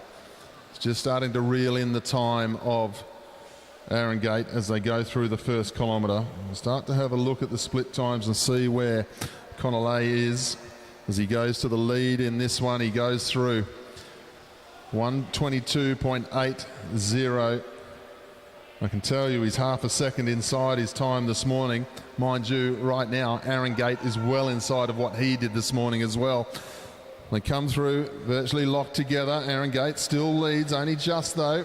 137 there against 138, so we're really moving fast in this final. Aaron Gate has definitely found something else. He had to find 3 seconds, and at the moment he is finding it here because he is going head-to-head with the ride of Connolly. Neck and neck at halfway as they're going through. They'll be halfway when they hit the line this time.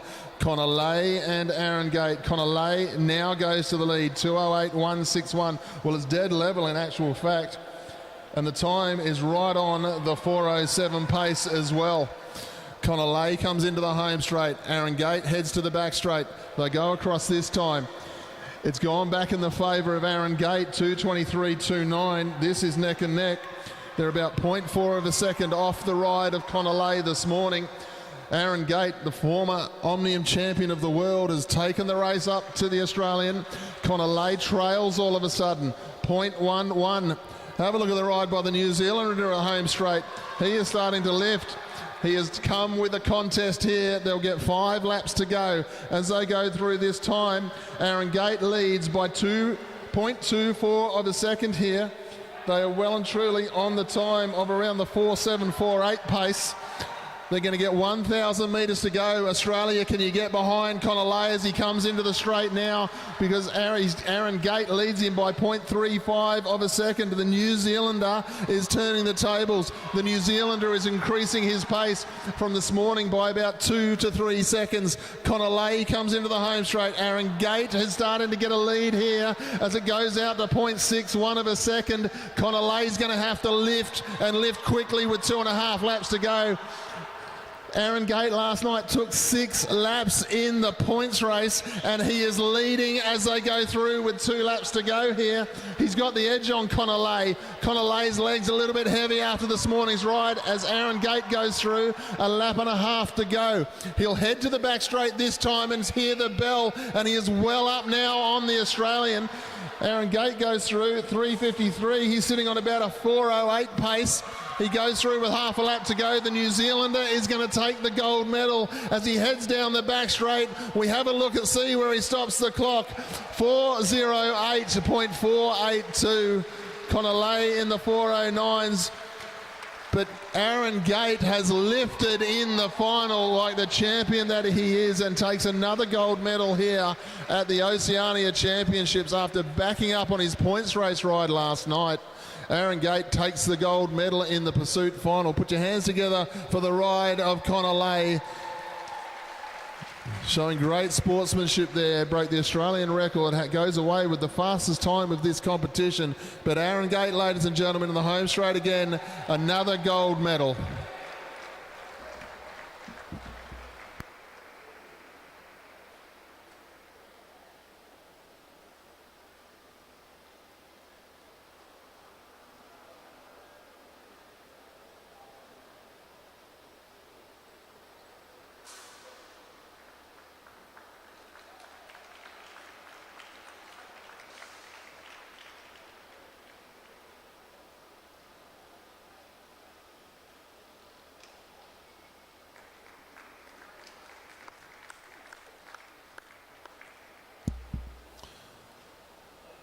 Well, some big racing there to our live feed watchers. Connolly will go home with a 4:07 from this championship and the national record, but misses out on the gold medal there to Aaron Gate. Aaron Gate, the former world champion in the Omnium. I got to speak to him just before the presentations last night, Aaron Gate. He's a very accomplished road cyclist as well. I've had the pleasure of speaking to him over the last decade at a number of major events around the place. A very nice guy, but believe it or not, when I said the form's good, he said, yeah, I'm a bit surprised I haven't been on the track that much. So bringing some stupendous green form into this championships, the New Zealander is coming here with a very strong road background. But that ride there, 4:08 in the final. Connolly not able to reproduce the ride this morning, but of course he had a very big national championship campaign just a few days ago and still went 3 seconds faster this morning. So there's not too much to worry about as far as we're concerned with Connolly, but he will be very humble and go home with the silver medal tonight. Big thank you to all of our Peel District Cycling Club members for tuning in. I know you've been chatting on social media. Be proud of your boys, Bledden and Connolly.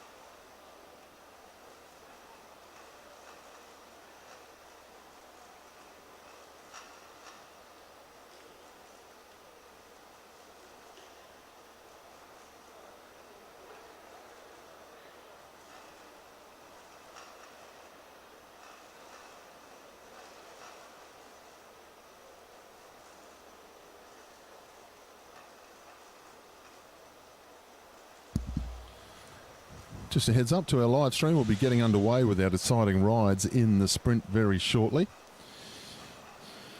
Once our sprints are done though, we've still got the Junior 19 men's scratch race final, always exciting, the Junior 19 women's points race final. We've got some fantastic riders in our Junior 19 women's endurance event and the elite women's points race final tonight. And then the final race of the evening will be a straight out final for the elite men's scratch race.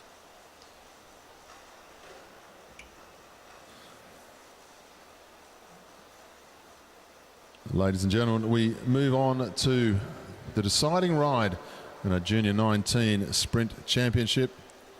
As we welcome back onto the track from New South Wales, it will be Jaden Stanton-Keir going up against New Zealand's Liam Kavanagh. Just waiting on our commissaires, just having a look at some of the footage of a couple of the previous rides, just making things certain as they got a couple of questions to answer to one or two team managers who just want to query a couple of things. So bear with us. We'll be on for the decider very shortly.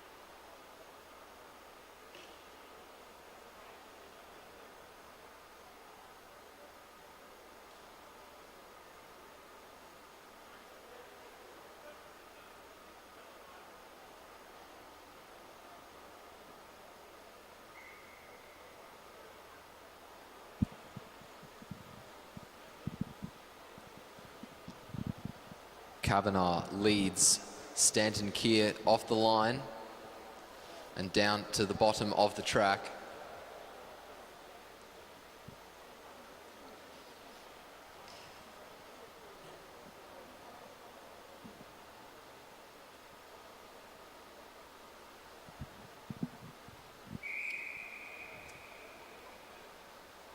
The whistle goes to call off that race by the looks of it.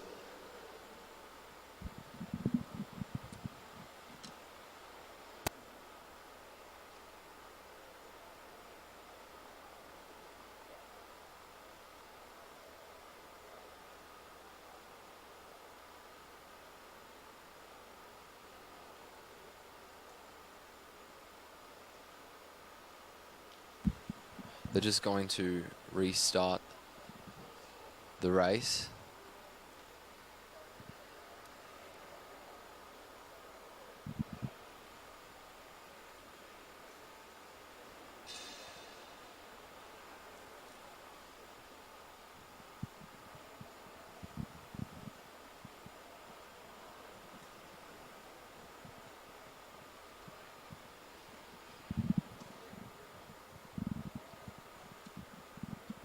They might have been pulled off because Kavanagh might not have been leading quickly enough. We'll see as we get underway with the restart. Kavanagh leads Jaden Stanton Keir to the bottom of the track again, a bit more quickly this time. Stanton Keir up around the stayers line as they make their way down the back straight.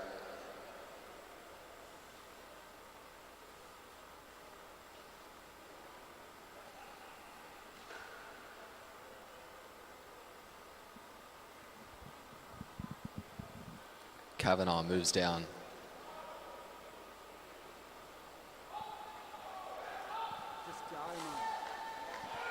Kavanagh out of the seat. He checked over his shoulder and he saw Jaden Stanton Keir trying to make a move. He's responding and defending from afar. Down the back straight they go now. There's a big gap between the two riders. We head down the front straight and the bell rings. 1 lap to go. The gap is closing, but it is not closing very quickly as we head down the back straight. Liam Kavanagh still has a lead. Jaden Stanton Keir is reeling him in though, out of the bend and down the front straight. Liam Kavanagh will cross the line in first with a big gap to Jaden Stanton Keir.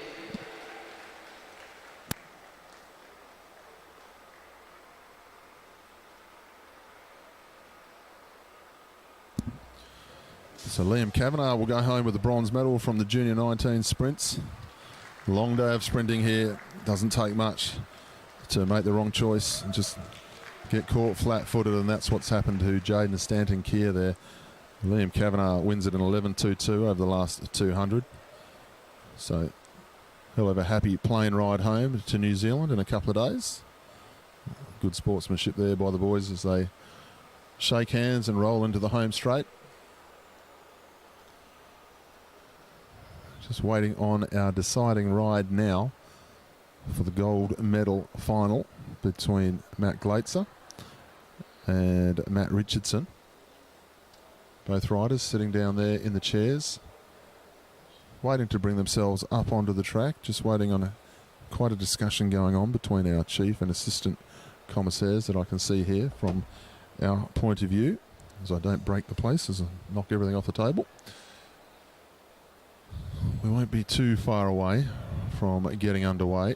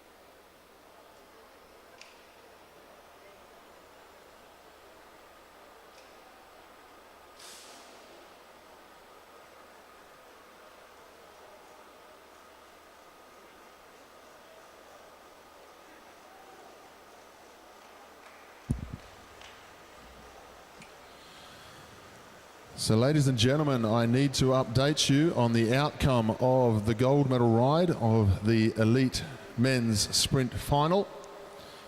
Decision of the commissars after race number 2 is a relegation of the rider who crossed in first place, Matthew Richardson, for not holding his line in the final lap. So Matthew Richardson has been relegated in the second ride, which awards the gold medal final to Matthew Glaetzer. So, ladies and gentlemen, if you could please put your hands together for Matthew Glaetzer.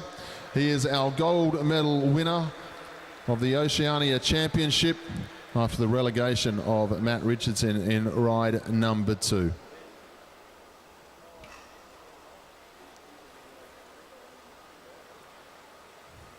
So just to say that again to our live feed viewers, we've been watching Richardson and Glaetzer sitting down on the track centre, getting themselves ready.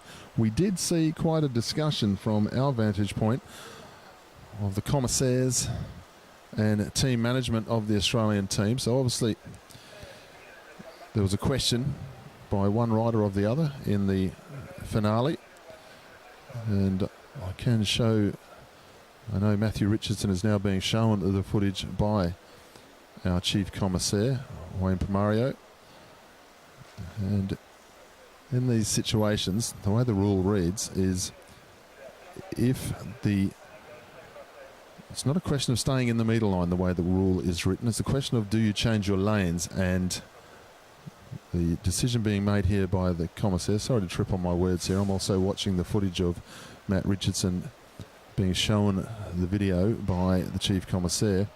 If you change your lane, it can disrupt what happens in the sprint, and the commissaires have made the decision that Matty Richardson changed his lane and therefore is relegated.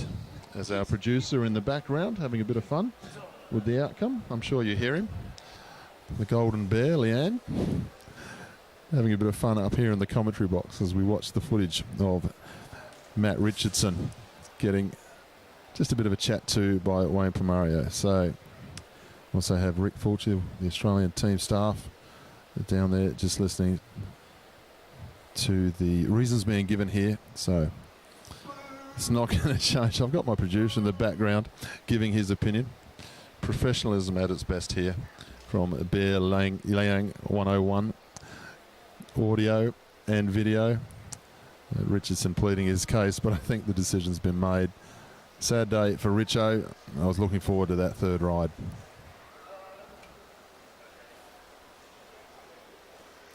You want to hear back that?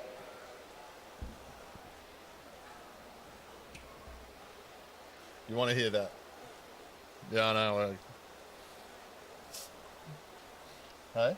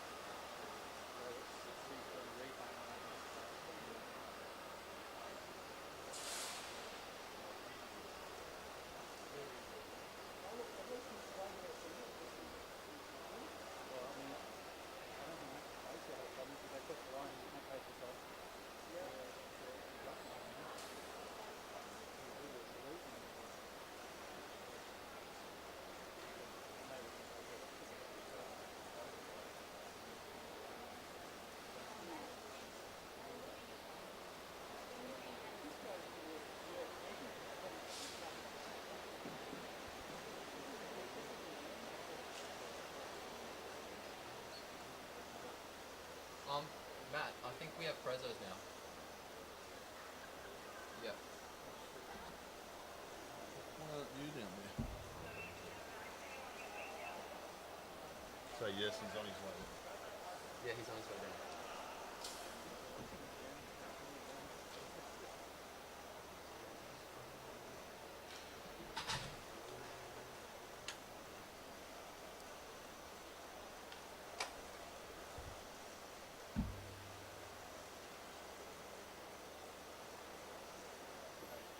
Yeah.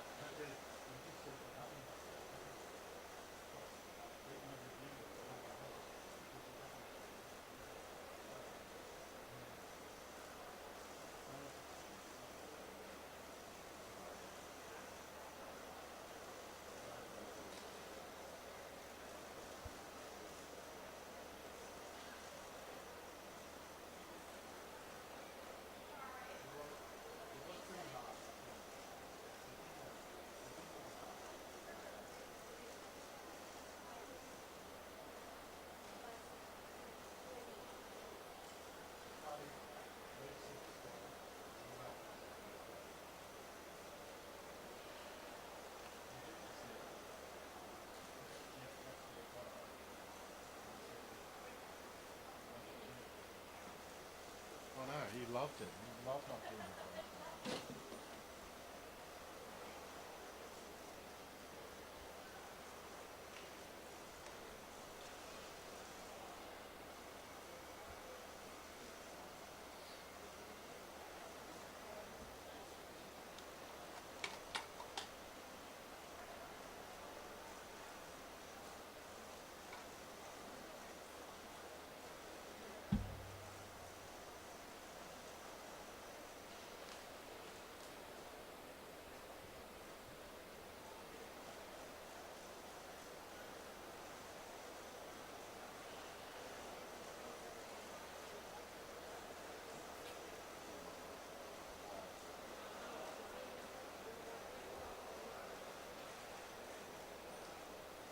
Ladies and gentlemen, please join us for the presentation of our Junior Men's Sprint Championship. In third place and winner of the bronze medal, Liam Kavanagh, New Zealand. In third place and winner of the bronze medal, Liam Kavanagh, representing New Zealand. In second place and winner of the silver medal, representing Australia, Max Liebknecht. And in first place, representing Australia, winner of the gold medal and Oceanic champion, Ryan Elliott.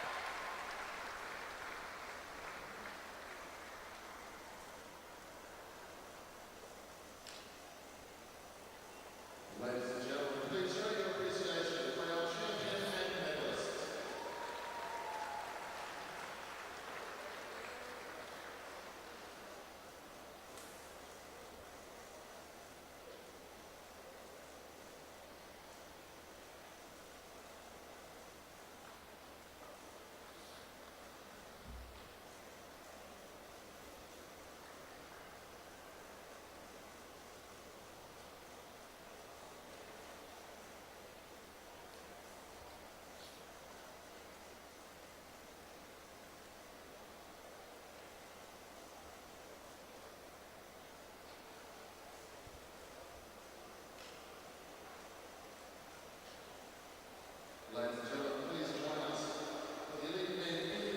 Moving on to the presentations for the elite men's individual pursuit presentations.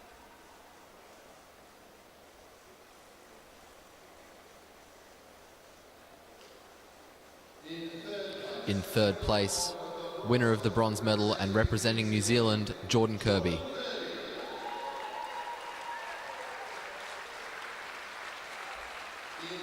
In second place, winner of the silver medal, representing Australia, Connor Lee.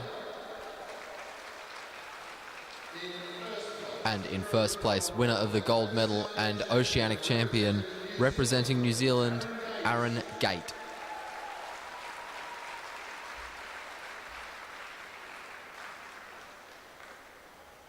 Ladies and gentlemen, please show your appreciation for our champion and medalist.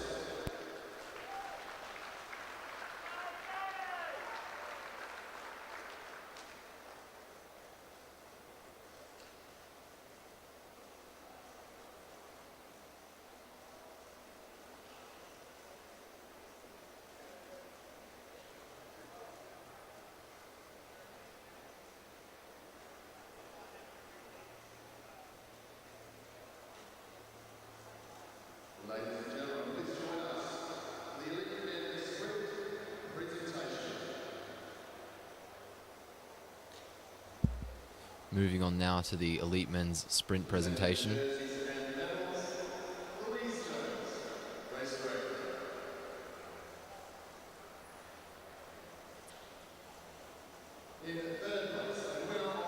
In third place, winner of the bronze medal, representing Australia, Tom Cornish. In second place, winner of the silver medal, representing Australia, Matthew Richardson. And in first place, winner of the gold medal and Oceanic champion, representing Australia, Matthew Gleitzer.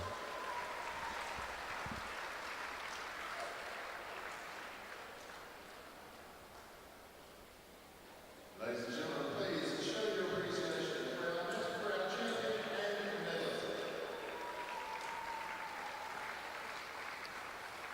And that concludes those presentations. And we'll be back with the under-19 men's scratch race.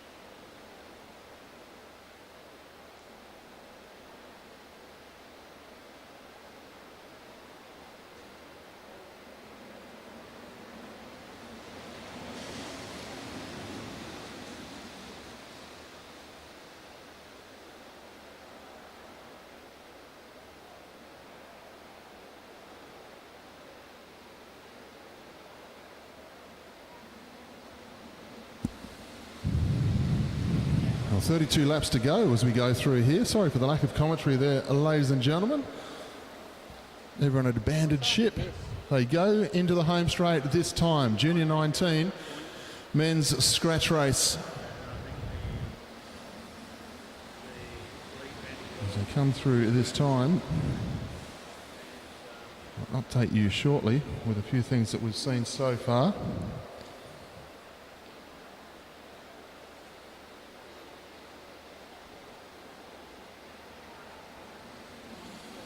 It's nice to see we have a national champions jersey in this one. You'll see Leo Zimmerman going to the front now. Won the scratch race just a couple of days ago. And good on him for wearing the national champions jersey in this. Why wouldn't you? National junior champion swings down to the back of the bunch. They've already been on the podium today in the individual pursuit. As they head down the back straight at this time, pace up quite nicely. It was a good win that Leo Zimmerman did in the scratch race because he hit them with about 4 laps to go. Rode away from all the sprinters and hung on. Good pace being set here by our junior 19 field. Zimmerman on the front. Well, it's been an exciting night of racing. Our pursuits and our sprints, decisions being made. One of the fastest junior pursuiters, or the fastest junior pursuiter, swings up to the top of the track now. Cam Rogers. The legs will be sore, but there'll be a lot of satisfaction with Cam Rogers here today, breaking the Australian individual junior pursuit record, 3:13.2. The pace goes up at the front of the group now. Noah Blannon just lifted the pace that little bit, making sure everyone's just keeping solid pace. And coming to the home straight, Rogers back to the front again, 25 laps to go this time. Still got some good racing to come this evening. Got the Junior 19 women's points race, the elite women's points race, and the elite men's scratch race to come here this evening as well. McKee swings up, Vanderploeg goes through on his wheel, then Ben Anderson from New South Wales, then Zimmerman as we head down the back straight. Up onto his wheel as Ronan Shearing swings up with the national champion straight away. Lewis Johnston is also. Now just dropping to the back of the field here, looking at rider 108. That's Lewis Johnston from New Zealand. He won the points race last night. He went up very nicely as well. He was one of those rides that you'd say the way he conducted himself was beyond his years as a junior. Very, very confident in his riding style. When he went to take his lap, took it very well. Didn't worry about the next rider who took the lap. Instead, he sat in, recovered, and then went again towards the end of the race. It was a very good bike ride. No panic whatsoever. This time, Johnston gets the pace up again. It's a very nice way they're riding this one, flat out. They head down the back straight this time.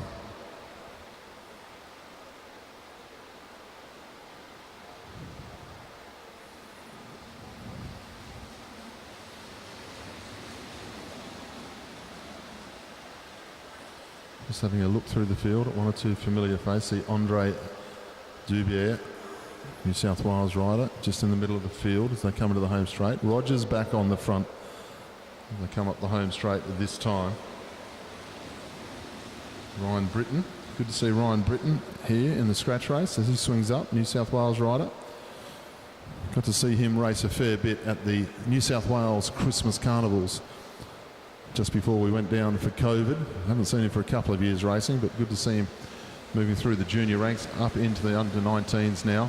Ryan Britton. Very handy in the sprint finish, Ryan Britton. Expect to see him there and thereabouts in this one. Taking part in the Oceania Championships. The national champion swings up as they come into the home straight. Shearing, the New Zealander, swings up with him. Johnston, quite happy. One thing with wearing the national champion's jersey, if they haven't raced against him yet, well, they can pick him out easily, can't they, the New Zealand riders? And why not? Wear the national jersey. You've won it, wear it.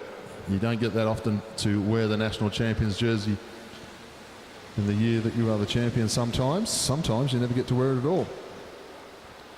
And they head down the back straight.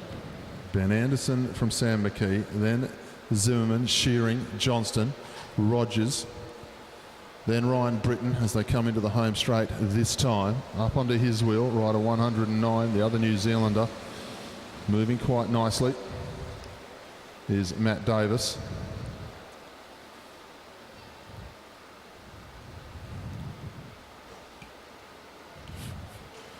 For those of you listening on our live feed, don't panic. We've found the co-commentator, Etienne. He is alive and well. They head down the back straight at this time. Sam McKee on the front. Had a good little pursuit ride today. Set a good time for himself. Rode nicely in the points race last night as well, McKee. They'll come through this time. 13 laps to go. The Queenslander swings up as they go out of the home straight. Noah Blannon. Very fast in the finish, like most Queensland track cyclists. The endurance riders seem to all sprint very, very well. Something about living in Queensland. You would think it was a flat land, Queensland, with the amount of speedsters developed from here, but once you've lived here for a few years, you'll realise one thing about the Brisbane, the Gold Coast and surrounds, is it's extremely hilly. Maybe that's got something to do with the speed. They just get strong over short, sharp climbs. 11 laps to go this time. Pace goes up again. Ed Pawson it was who lifts the pace that time from the New Zealanders. McKee looking over his shoulder, I think was Davis. Now Johnston goes to the front. Heading up the home straight this time. They all swing back to the top of the track. Dubier goes with it. Zimmerman, he'll be starting to get itchy feet. He's had a couple of hard pursuit rides today. When he won the scratch race the other day, he hadn't had to ride the pursuit earlier in the day. So is he going to try the same type of thing? I get the impression, though, in this one, there's a few more boys who will be willing to chase. The New Zealanders, Cam Rogers, they want to keep themselves to the front of this one. The scratch race, for some of these riders, becomes that fun event. Try anything you like. We've already been successful. It's the scratch race. There's not too much to worry about. Just get on with it. Zimmerman gets on with it. He's got Blannon for company down the back straight. Dubier, he rides across now as they start to get a little bit of gap here. The Blannon and Zimmerman get on with it. They start not coming across in ones and twos. They're starting to come across in ones. Ryan Britton trying to get himself up onto the wheel of Ed Pawson. They all start to swing up at the front of the peloton here. Cam Rogers has a look under the shoulder. Surely his legs are feeling juicy after 2 pursuit rides early today, but he gets on with the job at hand because Noah Blannon leads through this time. Zimmerman can't believe his luck, finding himself in a breakaway, and once again at the front of the group they start to sit up again. Not enough of a lead though in the breakaway. They start to sit up as well. Not Noah Blannon though. Dubier going out after him. Blannon and Dubier, the Queenslander and the New South Wales rider. We go back to the bunch. They're arguing about who's going to take up the chase as Van der Ploeg, the Tasmanian, swings up. Shearing swings up with him, as does Anderson. McKee, he's chasing anything at the moment, but even he thinks twice about it. Ryan Britton, the rider who's come up for the scratch race, has a look, swings over. Rogers, then Davis, as they start to head down the back straight. The pace moving nicely up into third wheel. The young rider who won the National Omnium Championship last week, Taryn Cook. Haven't said his name until now, and only 3 laps to go, so Taryn Cook has hit himself very nicely indeed.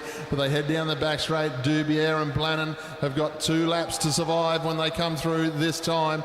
Davis on the front. Taryn Cook follows him, then Zimmerman, Johnston, Pawson as they come up the home straight with 2 to go. They're starting to move from the back. They want to get to the front. Blannon has a look over the shoulder. Can he hang on from there? It's going to be a very... Oh, it's a big crash in the back straight. They all go down in a big heap. They come into the home straight. Blannon leads. Has he got enough here? Zimmerman, Taryn Cook leads down the back straight. They're all clear of the track. Blannon, stop looking around. Just go for it, son. Into the bend. The Queenslander trying to hang on. Taryn Cook coming at him. Taryn Cook from Victoria gets up round the outside, but only just. Taryn Cook takes out the scratch race in the Oceania Championship. Zimmerman and Blannon between those two for 2 and 3, but put your hands together for Taryn Cook. That was a great ride, well timed by the Victorian. He takes the win. As all the riders in the back straight untangle their bikes there, a touch of wheels, they all slid down the back straight. We just have a look. And everyone seems to be up. One rider just sitting up, so nobody lying on the floor necessarily, which is what we want to see. And hopefully they'll all be back up on their feet shortly. Not what we want to see in the last lap of the bike race. It looks like might be young Sam McKee, who's the last one to get up here. He gets to his feet now, so all of our lads, junior 19s, up and walking off the track. We wish them all the best. Hope their bikes are okay. Hopefully we'll see them again tomorrow and the next day for our final 2 days of the Oceania Championships. Shortly we'll be underway for our junior 19 point score for women.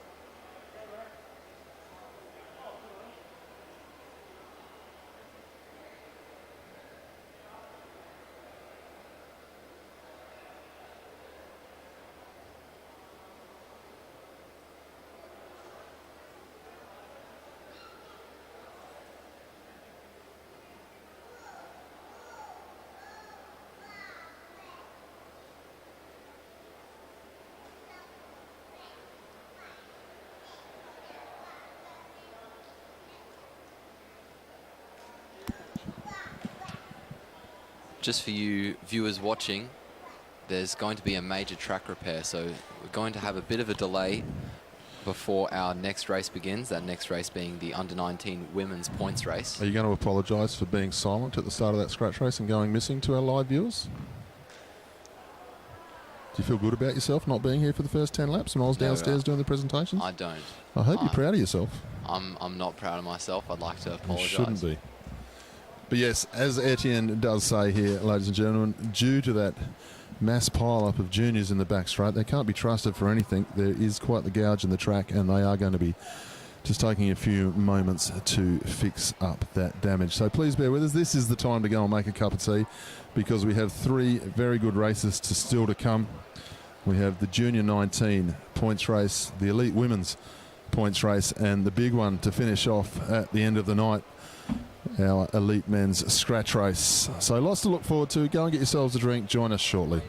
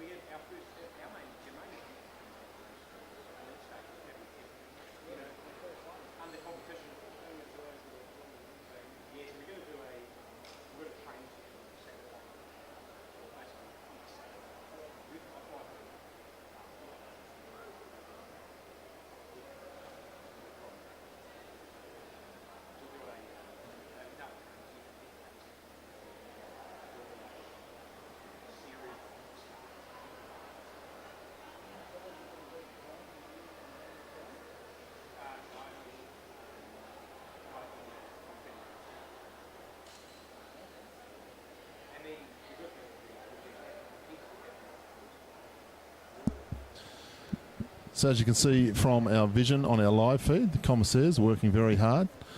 We were looking for the John Farnham music of Daisy the cleaning lady, but we thought out of respect we won't play it for now, as they're working very hard in the back straight. I just need to do a public service announcement though. When I asked if my co-commentator Etienne was proud of himself for not being here for 10 laps when nobody was in the commentary box, but we were saying it in jest. We were smiling. But to all of Etienne's family members who have been texting him to see if he was actually in trouble, no, he wasn't. We're very proud of the job he's doing here as well. And he could do something about cutting his hair. But other than that, very proud of the job that Etienne has been doing this week. Big hello to a few friends who have been texting in who are suffering with COVID isolation and so forth. Big hello to Commonwealth Games champion Kathy Reardon, who's said hello. Lovely to hear from Kath and Brad. Wish you all the best on the coast. And, of course, their son Connor kicking goals in his career at the moment. Hopefully, Etienne will be back with me. So you're going to join me for the rest of the program, or are you going to... I'm not. I'm pretty hurt. You're pretty hurt? I'm not sure if I can emotionally take any more. I think you're a liar. I think you're an absolute liar there, as the tears well up in his eyes here as he goes on camera. We're having a bit of fun here, as you can imagine, ladies and gentlemen, tonight at the Meares Velodrome. We've seen some great racing, and we look forward to some more. We've still got the Junior 19 women's points race to come, along with the Senior Elite points race, and our cycling showgirls here, and also the men's scratch race. Wonderful. You're a poster child now, my boy. What can I say? I don't know. What Been can a you model say? since day one. All right, folks. Bit of fun. We'll be back with the action shortly.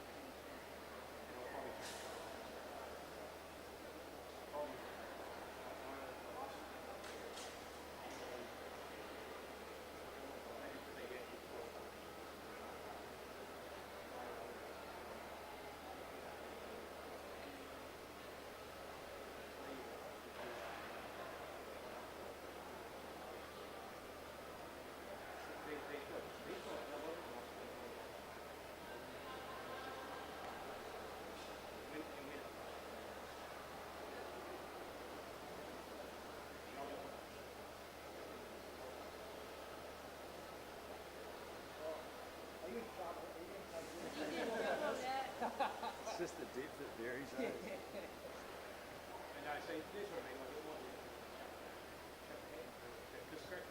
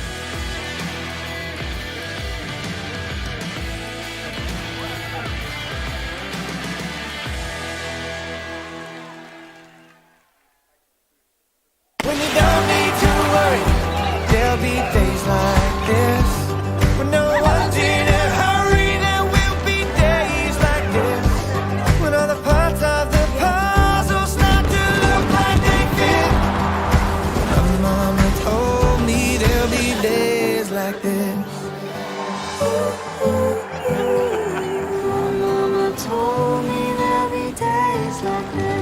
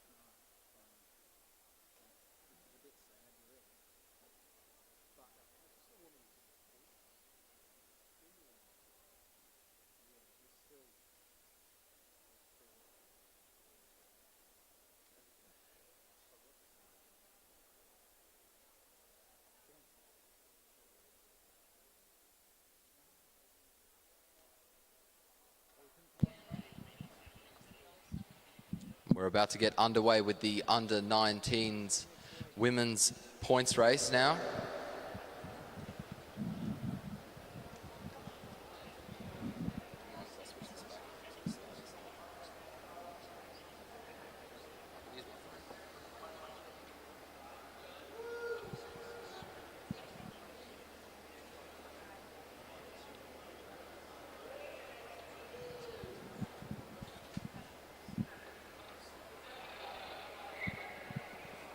The whistle goes and the riders are off.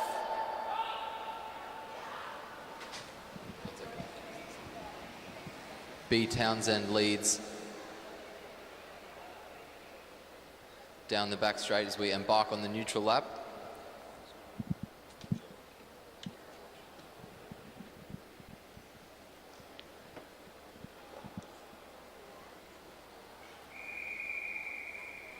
And the whistle goes, 80 laps to go. Molly Hayes on the front.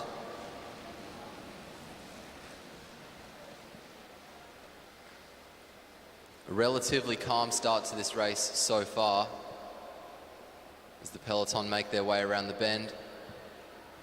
It's one of the riders from New South Wales who takes the lead at the moment. 79 laps remaining. And Kira Will moves up the track. Georgia Simpson now does the same.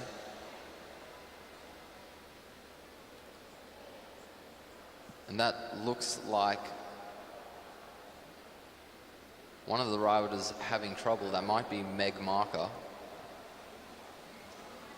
No, that's Meg Marker's second wheel. Meg Marker takes the front now. Morella Willis-Hell pulling out early. So unfortunately, we lose the rider of Marilla Willis-Hell there. She's had a big week of racing, and it's quite a long day here as well for these riders. So Marilla, after the delayed start, has obviously gotten a bit cold, and the body has said, no, this isn't for me, this one. So unfortunately, she drops out. We lose her from the event. They'll come through this time. 76 laps to go. Sprint every 10, 5, 3, 2 and 1 points. If you take a lap, you pick up 20 points. If you lose a lap, you'll lose 20 points. We've seen some good riding. Normally, you'd say there's an out-and-out favourite here, but we've seen Sophie Ma, Meg Marker, Lucy Stewart ride so well in these races over the last few days.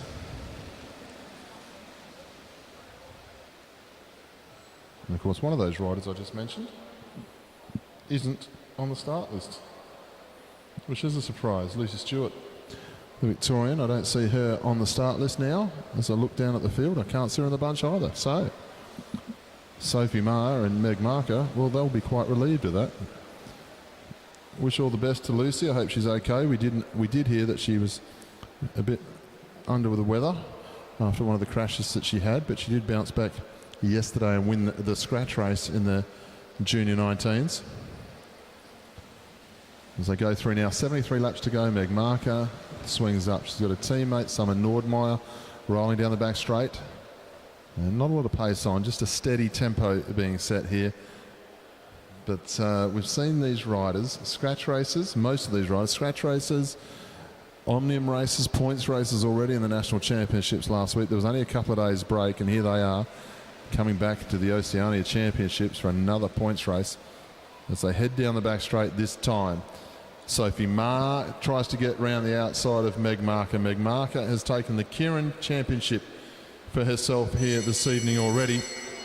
Kira Will up into third wheel. Hayes it is of New Zealand into fourth as they head down the back straight. This is a big first sprint.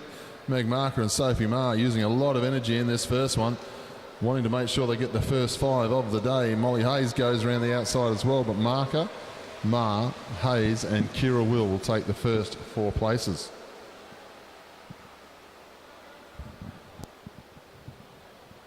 Kira Will rolls up the track now, and we see a train of Victorians dominating the front of the peloton as we get 69 laps to go.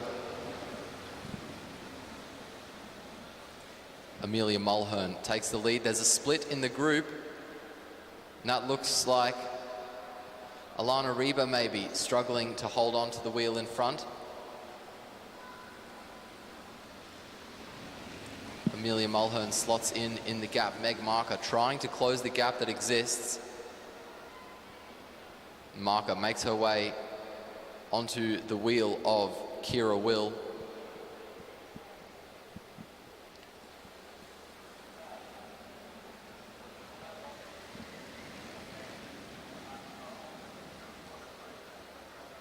Molly Hayes makes her way onto the rear of the group. Sophie Sutton follows. Mulhern rolls up.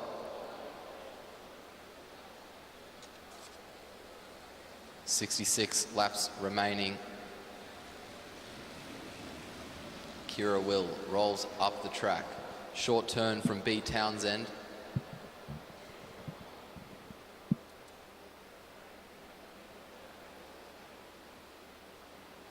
Everyone looking pretty calm at the moment. 65 laps to go. We're stretched out. Molly Hayes pulls a short turn. Sophie Sutton now takes the lead. Now it's Amelia Mulhern.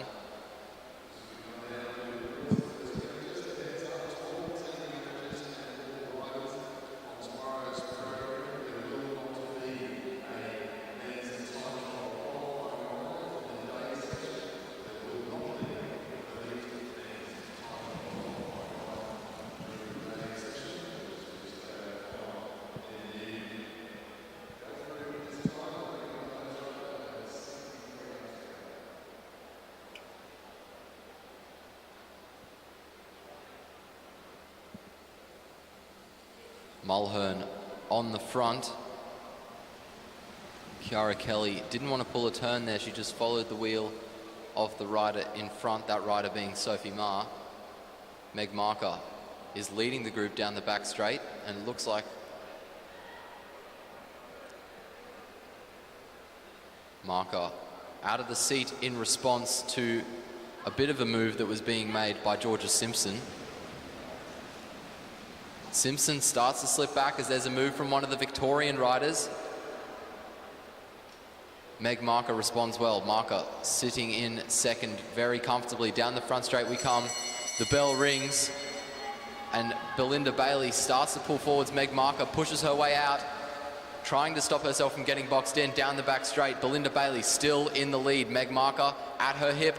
Around the bend we go. Molly Hayes trying to move forwards up the inside. Marker slips back, but now she starts to make her way forwards.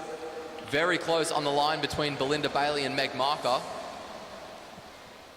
Marker moves to the back. Bailey rolls up the track. And we go back to our normal succession as Sophie Ma leads us down the front straight. 59 laps to go. Check over the shoulder and a swing up the track from Sophie Ma. B. Townsend rolls up. Kiara Kelly rolls up.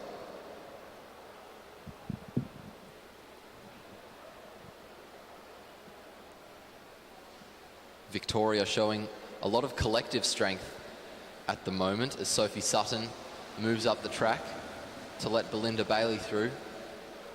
Meg Marker in the lead now.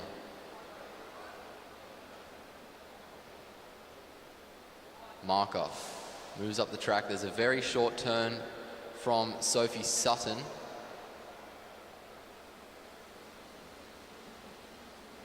Molly Hayes moves back. Short turn as well from Summer Nodmeyer. And a little bit of a gap opening up towards the back of the bunch. That is number 121, Sophie Sutton, just allowing a gap to open, possibly waiting for the wheel of a strong rider.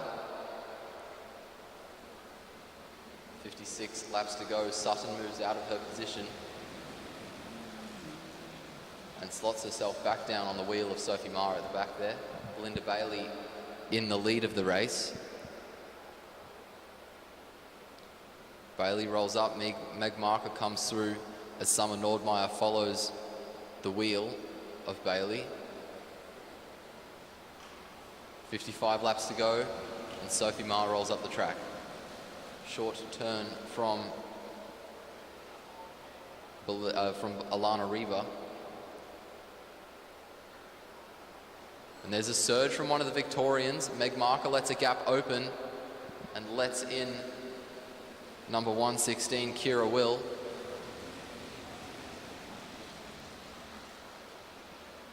Molly Hayes rolls up the track now. Belinda Bailey takes the lead. Now it's Kira Will who is on the front. The group return to their pre-surge pace. 53 laps to go.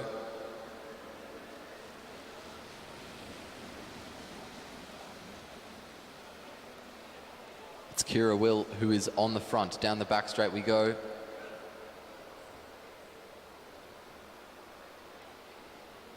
Molly Hayes at the back just got caught out there. She wanted to move forwards, but she was stuck behind riders trying to improve their position. Sophie Ma, being one of them, now comes over the top of everyone else. Down the back straight, Ma checks over her shoulder and sees she's got a bit of a gap to the rider behind. The bell rings for Sophie Ma, and she still has a gap to the riders behind. Checking over her shoulder, trying to hold that gap. The group behind is stretching out. Kira Will trying to close the gap, but it's continuing to open as we head down the front straight. Ma crosses the line, gets the points for first. And the group comes back together. It looks like there is going to be a move by one of the New Zealanders. Down the front straight, she goes. And that is number 125, B. Townsend. We've seen how strong she is yesterday. Townsend is pulling away well. Belinda Bailey leads the chase. Now it's Sophie Ma at the head of the peloton.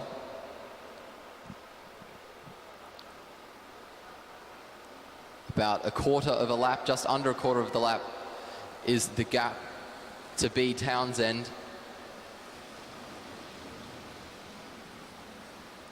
As Molly Hayes rolls up the track. Short turn from Kiara Kelly. Meg Marker takes the front. And the group slows down. Flick of the elbow from her. Summer Nordmeyer follows the wheel. 47 laps to go for B Townsend. Amelia Mulhern rolls up the track now. Surge in the pace from Belinda Bailey, who quickly moves up. Sophie Ma now takes the lead. And with Sophie Mars taking the lead comes a surge. The group is stretched out and we're finally starting to see some sort of chase. Kira Will now in the lead as Ma rolls up. Will slows it down as they head down the back straight.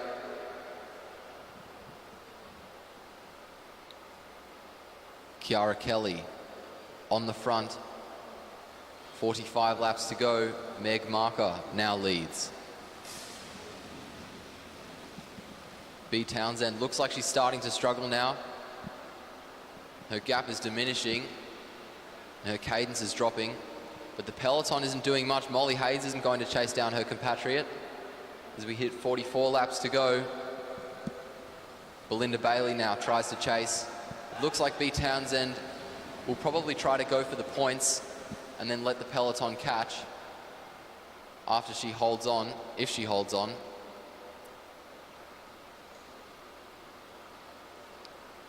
Sophie Ma leads the chase now, 43 laps to go. B Townsend still out the front, trying to hold on to that lead, but it is diminishing quickly as Ma closes in on her rear wheel. Townsend rolls up the track and waits for the peloton to catch. Ma rolls up. Kira Will comes through, 42 laps to go. She'll probably try to hold on to that position over the next lap and keep it for the sprint. Rider behind her just looking over her shoulder, trying to see if there are any moves that are going to be made. The bell rings. Kira Will still holding out, but here comes Sophie Sutton over the top. Sutton now in the lead. Kiara Kelly right behind her, but it looks like Sutton is holding on. Sophie Sutton will take the points for first this time. She rolls up the track. Kiara Kelly follows. Molly Hayes now in the lead, and Hayes is going to keep the pressure on. Sophie Ma is looking to try to go with her. The two might be trying to get a break. Down the front straight they go. Sophie Ma on the front. Molly Hayes now on the front as Ma rolls up. It looks like there was a rider trying to bridge to them as well. That is Georgia Simpson. Simpson now at the head of this group, and the peloton joins on. Belinda Bailey makes her way onto the wheel of Molly Hayes as Kiara Kelly makes her way to the back. She didn't want to hold onto the wheel in front of her. And the peloton slows down as they get caught and no one wants to come through. Belinda Bailey at the head of the race. Coming through, that might be Georgia Simpson. Molly Hayes makes a move to chase. 37 laps to go. Georgia Simpson still on the front, rolls up the track. Molly Hayes comes through. Meg Marker now on the front.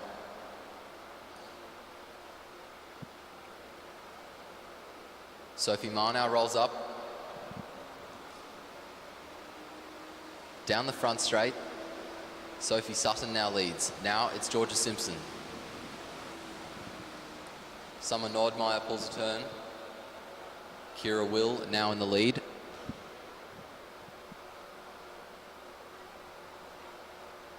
B Townsend now.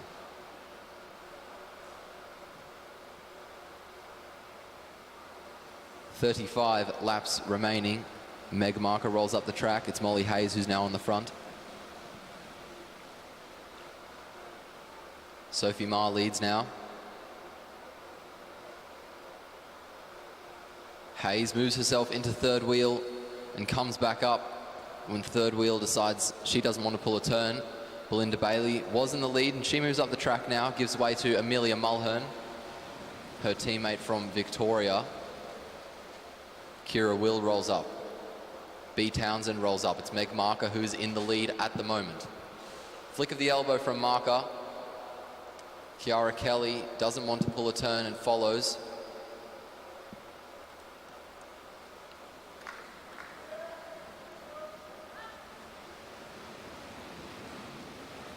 Just a little bit of a surge there from Sophie Ma, checking over her shoulder, trying to stretch out the group as we get closer to the points.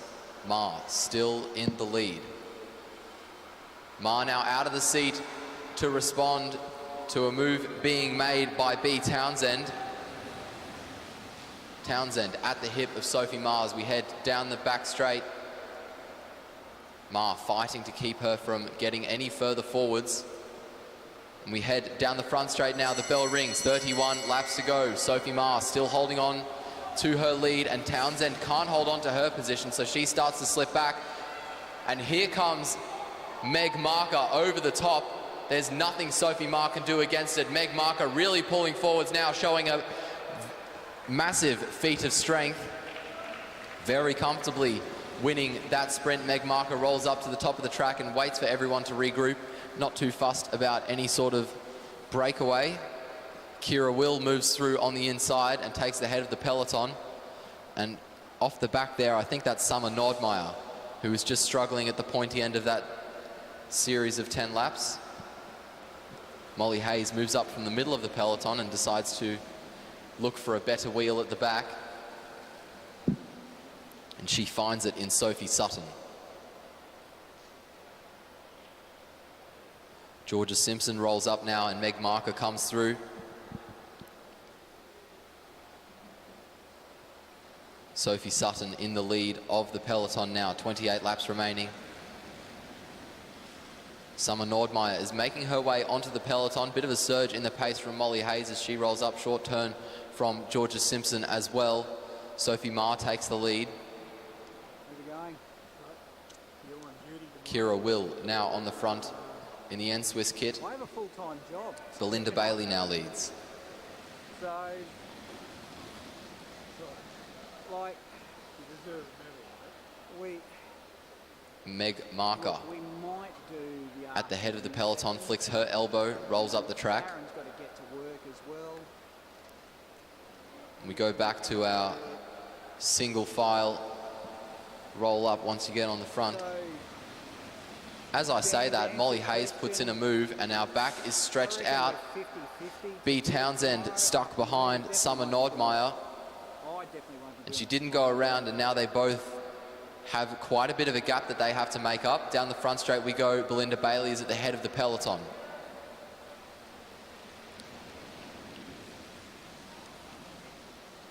Molly Hayes in the lead, rolls up the track. Meg Marker on the front.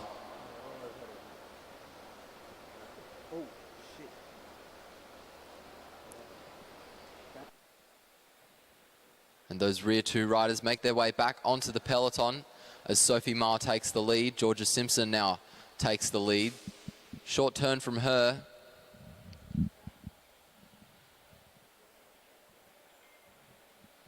Kira Will rolls up the track. Belinda Bailey rolls up the track. And Summer Nordmeyer makes her way onto the rear. 23 laps to go. Molly Hayes moves up. Meg Marker moves up as well. And there are a lot of riders that follow her, which means Georgia Simpson is going to move forwards up the inside to try to improve her position.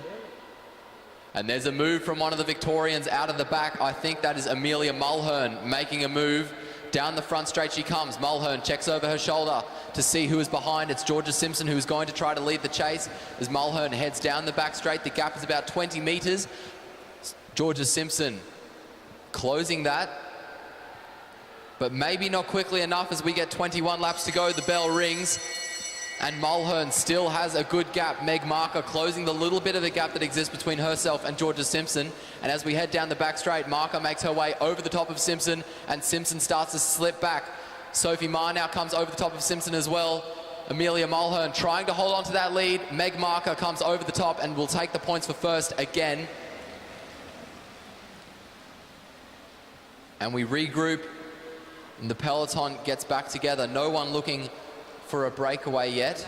B. Townsend was struggling there. She's dropped off as well as Summer Nordmeyer.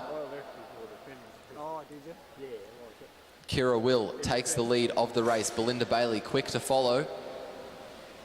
19 laps to go. Will moves up the track. Belinda Bailey looks like he's going to try to commit to a move. Molly Hayes is interested and she makes her way on. Sophie Meares as well, and Kiara Kelly is following Mars Wheel. Oh, what's his name? Michael? Meg Marker in a spot of trouble, checks over her shoulder to see if there's anyone behind her who can help. But it looks like she's going to have to chase to get onto the riders ahead. Amelia Mulhern, who made the move and got some points out of that move, is now struggling, and she's dropped off the back of the peloton. Down the front straight we go, 17 laps remaining. And it is number 121, Sophie Sutton, who rolls up the track for Belinda Bailey. Belinda Bailey rolls up. Molly Hayes moves up the track. Now it's Kira Will who is in the lead. Down the front straight we go. It's Meg Marker who managed to rejoin, checks over her shoulder, rolls up the track. Amelia Mulhern closing the gap to the peloton. The peloton has slowed down.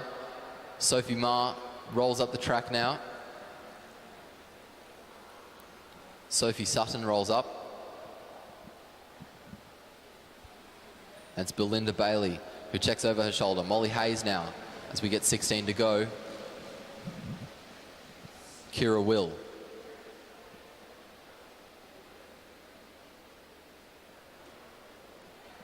Georgia Simpson now. Meg Marker as we get 14 laps remaining. Amelia Mulhern makes her way onto the wheel of Kira Will. Hasn't been lapped, and she's rejoined the peloton. B. Townsend, meanwhile, is about to get lapped by the peloton. Belinda Bailey at the head of this group. She checks over her shoulder, rolls up the track. Flick of the elbow from Summer Nordmeyer now. It's Molly Hayes who leads. Kira Will. Everyone looking nice and together. Bit of a gap opening up between Meg Marker and Georgia Simpson, the rider in front. 12 laps to go. Molly Hayes and Marker keeping an eye on each other. Marker continuing to let that gap open. Not particularly fussed about closing it. Looks like Sophie Ma there trying to move up on the inside of Meg Marker. Not with much urgency though. Down the front straight, the bell rings and there is a move being made by Kira Will out of the seat. She was on the front and now she's extending a lead to the rider behind as Amelia Mulhern struggles to hold on. Georgia Simpson is trying to get there. Sophie Ma has come from the back and she is making her way forwards over the top of Kira Will, who can't hold on to her lead. Sophie Ma very convincingly wins the points for first. And she's going to keep the pressure on as we head down the back straight. Sophie Ma checks over her shoulder and keeps pushing. Molly Hayes is going to try to chase. Hayes has shown her interest in trying to take a lap all race. And now she's going to try to seize the opportunity with both hands. 9 laps to go. She checks over her shoulder, rolls up the track. Belinda Bailey in charge of the chase now. Molly Hayes pulls a short turn. It's Meg Marker who's going to try to close the gap. Marker has everything to lose with this move by Sophie Ma. 8 laps to go for Ma, and she is committed. Almost a quarter of a lap on the bunch already. Meg Marker trying to bridge.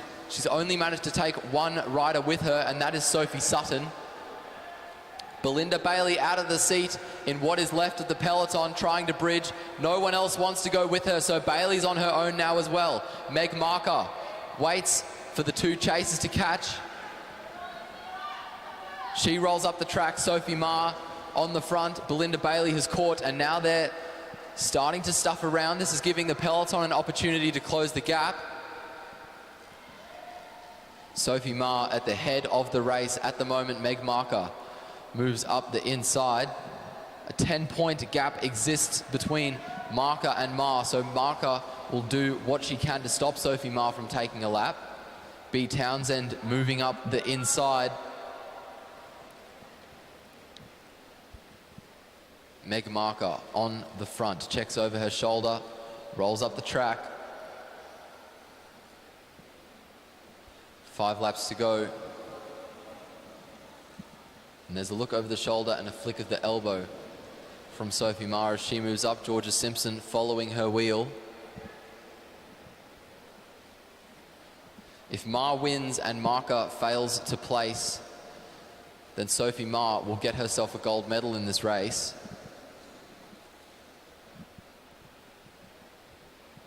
Four laps to go. Sophie Ma on the front.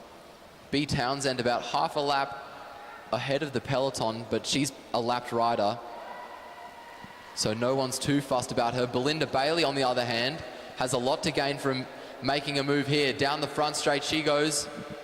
3 laps to go. Molly Hayes is the one who's going to try to chase. Checks over her shoulder, moves up the track, and Sophie Ma is now leading the peloton down the back straight. Down the front straight we go. Belinda Bailey looking strong as she gets 2 laps to go. Kiara Kelly on the front, pulls a short turn. Meg Marker at the head of the race now. Kira Will right on her wheel. The bell rings. 1 lap to go for B. Townsend. And 1 lap to go for Belinda Bailey. 1 lap to go for the peloton now. Meg Marker at the head of the peloton. Kiara Kelly at her hip. Both riders making their way down the back straight with a lot of speed. Georgia Simpson struggling to hold on. Belinda Bailey had such a big gap and it is diminishing so quickly. Meg Marker will cross the line in 2nd place and win herself the Oceania points race in the under-19 women's category.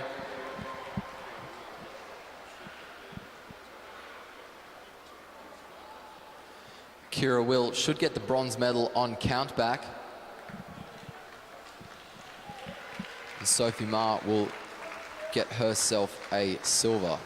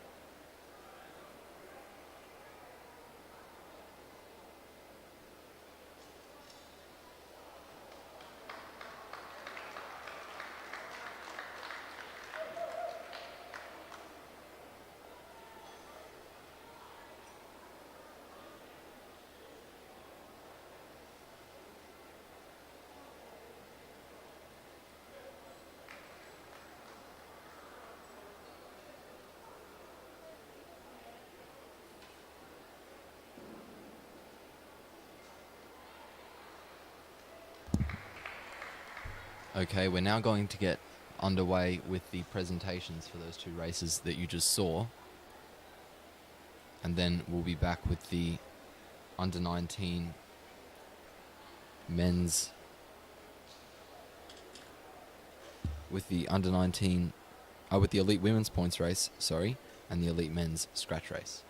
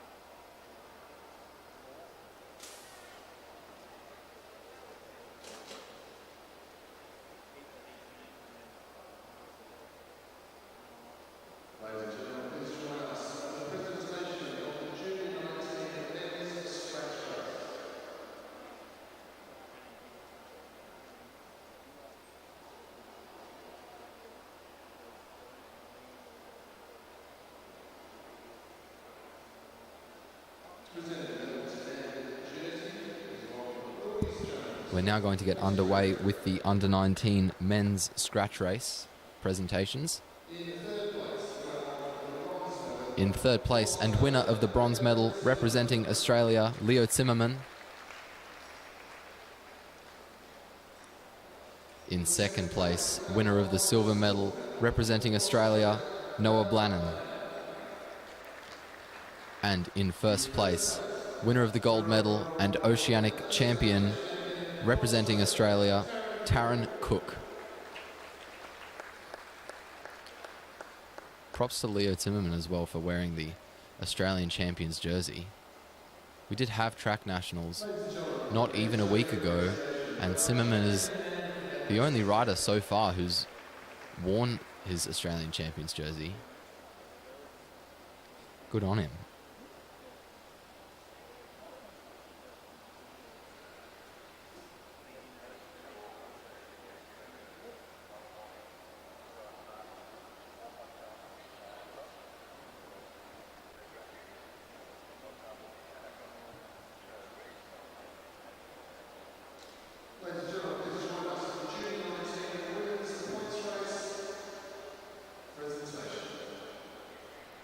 We'll now do the presentations for the under-19 women's points race. In third place, representing Australia, winner of the bronze medal, Kira Will.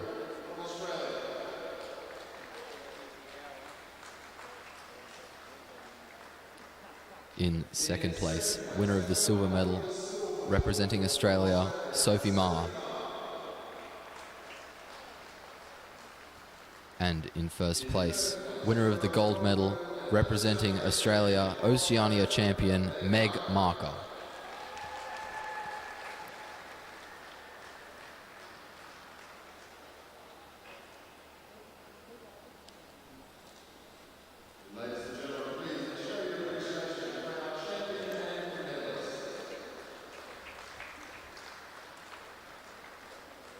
And that concludes that presentation round. We'll now go to the elite women's points race, followed by the elite men's scratch race. We'll do the presentation for those two events, and then we'll see you tomorrow. Racing starts at 10 a.m. tomorrow.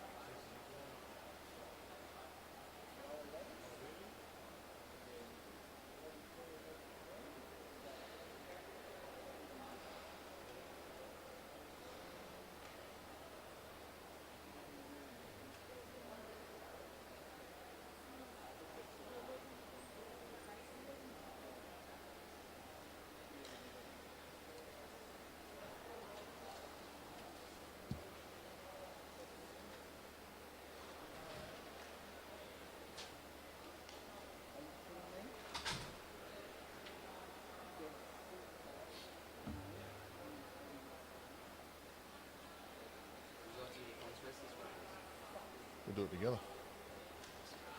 Do it together. You can introduce the riders.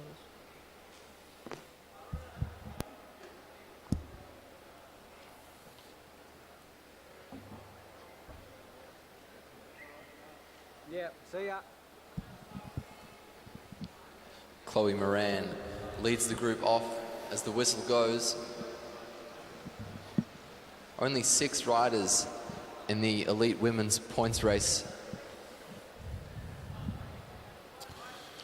Yeah, a little bit unfortunate with the numbers for our elite women's event here this evening. What can we say? There's a bit going around in the atmosphere at the moment. As the first attack goes, as we've got a few non-starters here, and it's the move of Bryony Botha, the New Zealander, who won the pursuit last night. I expect to see very much a head-to-head between Botha and Chloe Moran here this evening.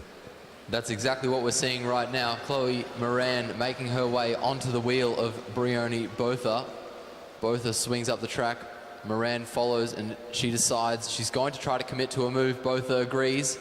There's a flick of the elbow from one of the New Zealanders chasing. 78 laps to go. And Botha and Moran have a good pairing at the moment. I think that's Ali Anderson at the back there struggling to get on or follow the move. Down the front straight we go, 77 laps to go. It's Chloe Moran who leads. Well, it's going to be a title fight between these two, isn't it? Botha and Moran, the two leading endurance riders from Australia and New Zealand here, getting on with the job at hand. And now Botha, she's not going to mess around in this one. She's a small field, but it's a championship on the line, and there's points on the line in these Oceania championships. And these points go towards positions at World Championships and Olympic Games. So, yes, we've got a small field, but it's a very important situation here for both the Australian team and the New Zealand team. What we can tell you is the next race that's going to come out on the track, which is the elite men's scratch race final.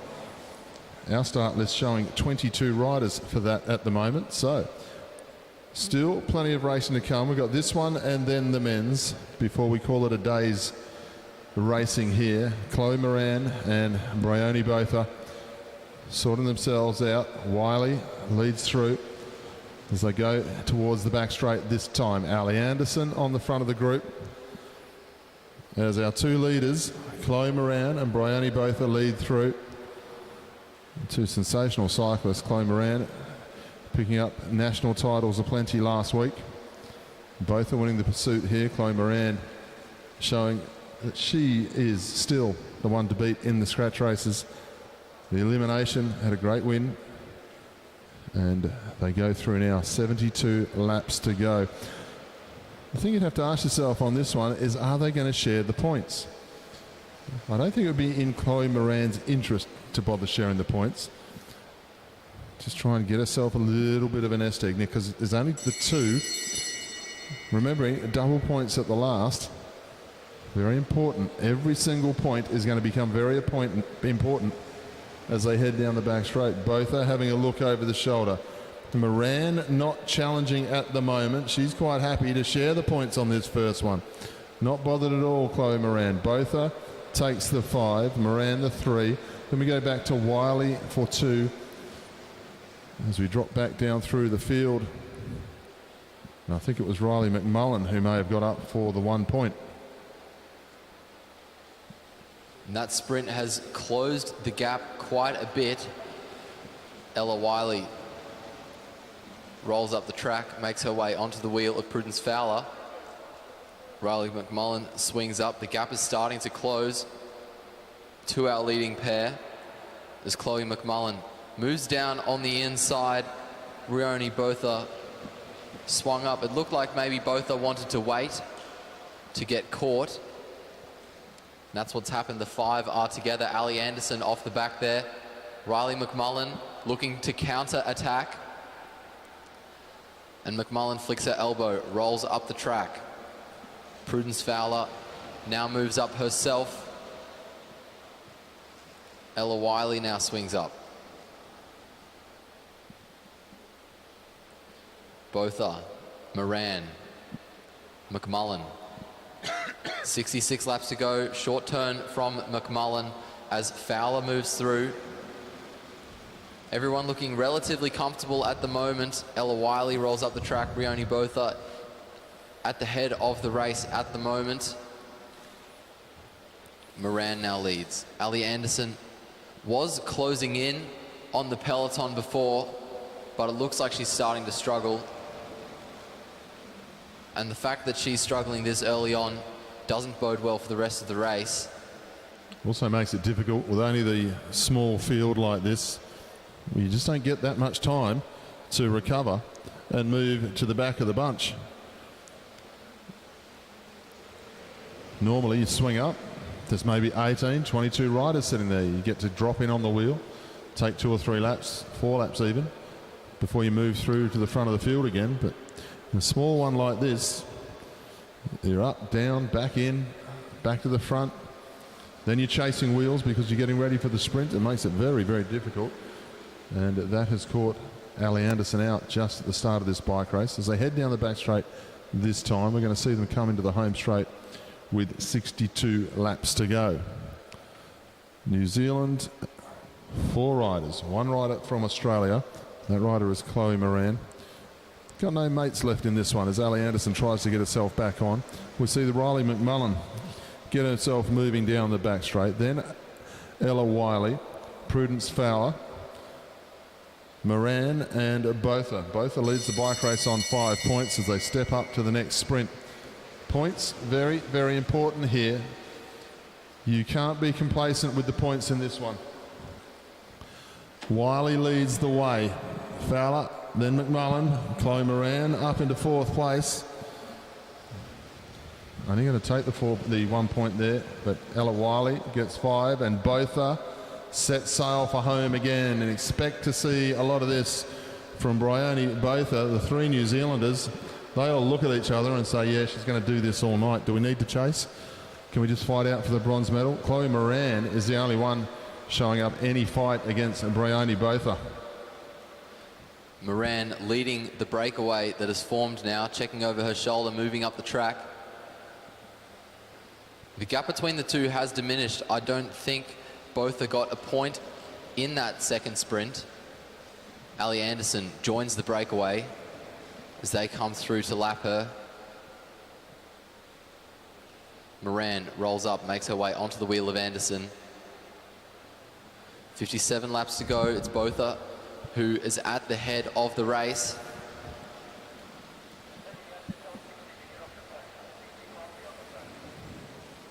So Ali Anderson leading the breakaway down the back. She's not allowed to do that. She can sit on the back of the breakaway. She can't work turns with it.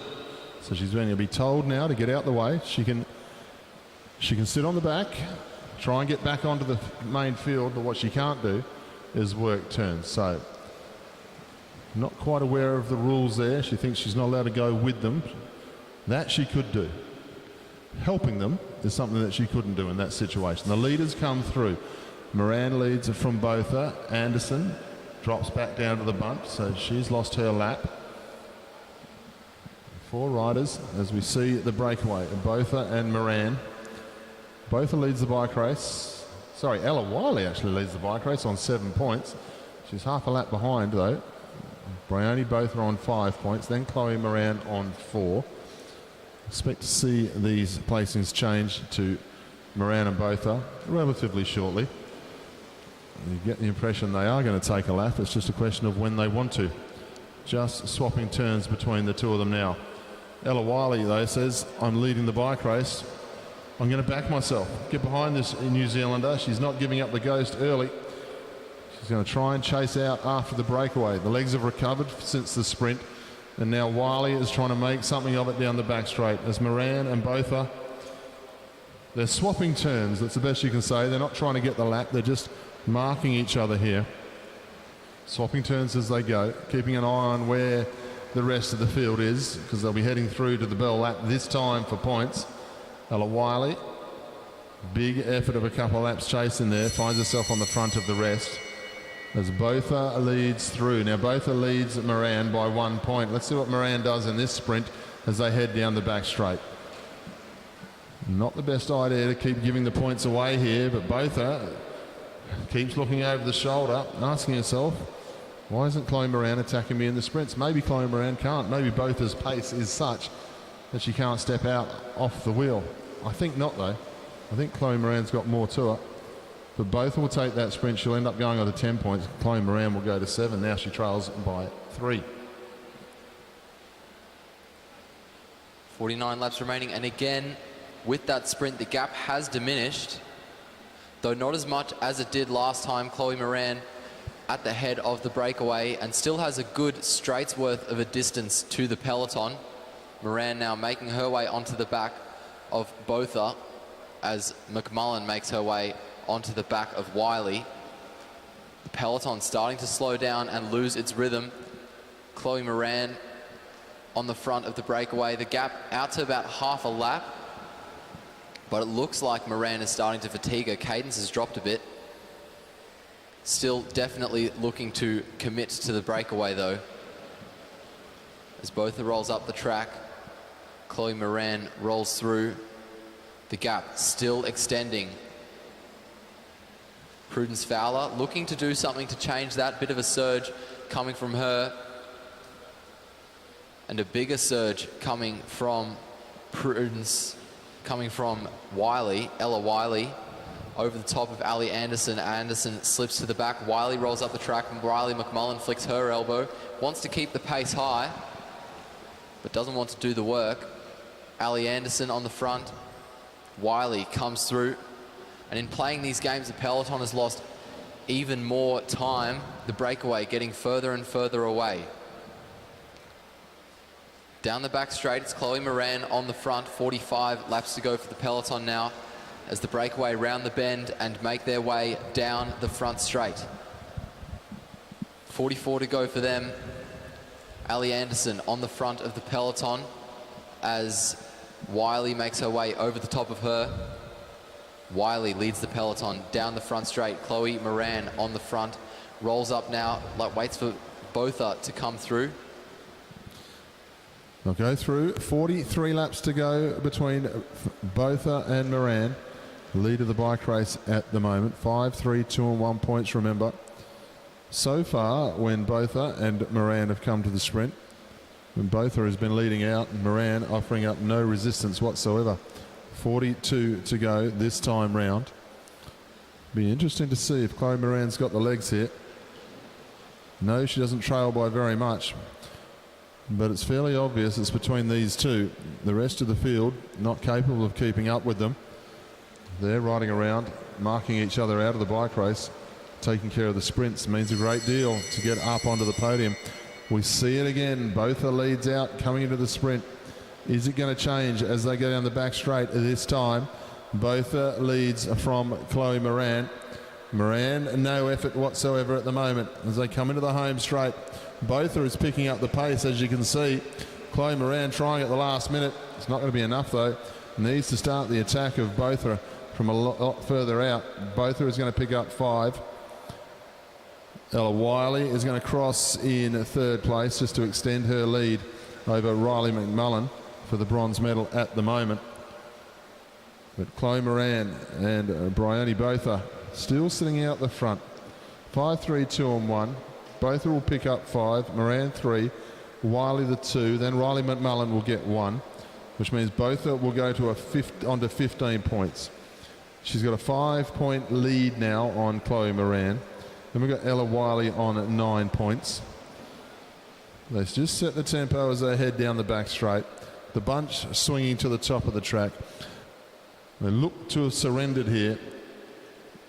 A decision being made by one or two in what is the group that sprinting for 2 and 1. There's no fun in that. That's going to be a hard night's work. We need to let them get back on and start sprinting for 5, 3, 2 and 1 to try and mix up the points. But there's no effort being made here down the back straight by Botha and Moran. They swing to the top of the track. They've got no interest whatsoever in taking this lap.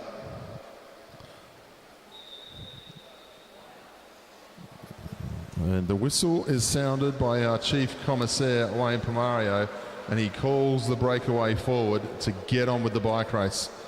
Good call by the chief comm there.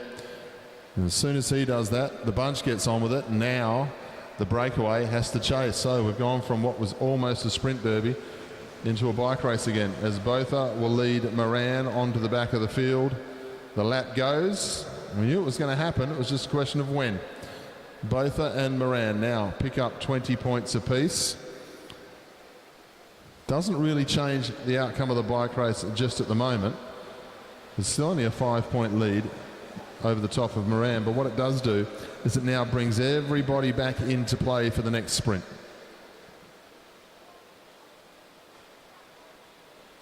Ali Anderson just on the back there.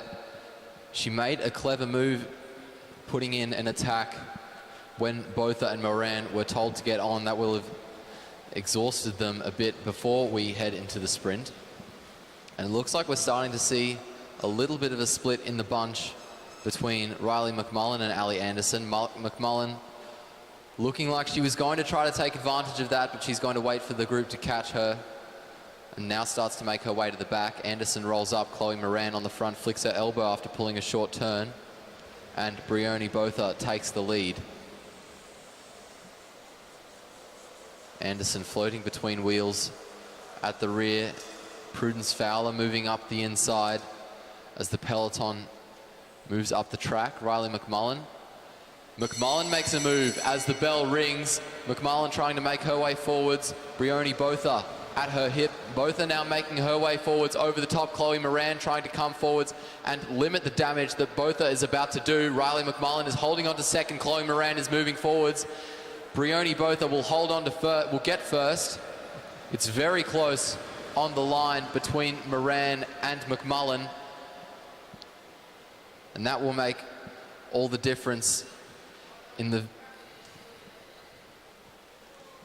if Chloe Moran wants to try to gain that point deficit back that exists between her and Brioni Botha. There's a move by Prudence Fowler. Botha quick to respond, as is Moran, as is Wiley. Anderson struggling though, as she has done since the start. McMullen on the wheel of Anderson. Not too concerned. She waits for Anderson to bridge her back onto the peloton, and Anderson now takes the lead as the peloton slow down. Well, she might as well get on with it down the back straight, Ali Anderson. Nothing to lose. You never know, they might prop on the fence to take back her lap. They come into the home straight this time. Ali Anderson setting the pace as she goes out of the home straight. Riley McMullen, well, the contest is between herself and Ella Wiley, as Prudence Fowler's just a few too many points away. She's going to have to get very involved in the next two sprints. But Brioni Botha out onto a 40-point lead now. Leads by 7 points over Chloe Moran. So a week of racing at the National Championships and a couple of days of racing already for Chloe Moran seems to have just taken the sting out of her sprinting legs. It's not to take away from the fact that Brioni Botha is riding very well here. She was a magnificent winner of the individual pursuit last night, getting herself through in a 3:19, superb time.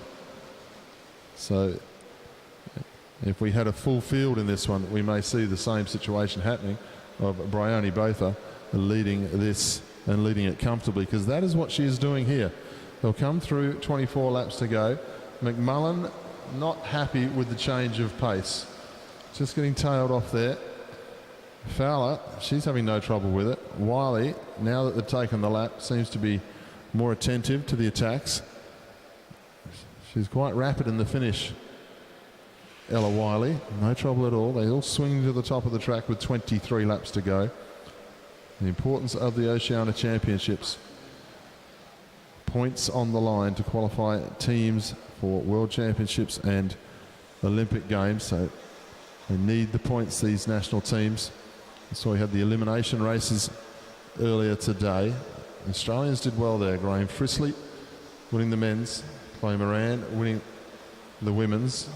Alex Martin-Wallace up in the top three, as well as Nicola McDonald taking a medal. They head down the back straight. Prudence Fowler has a look over the shoulder. If Chloe Moran's got any chance of trying to do some damage here against both, she's got to get involved in this sprint here. But both are defending this nicely.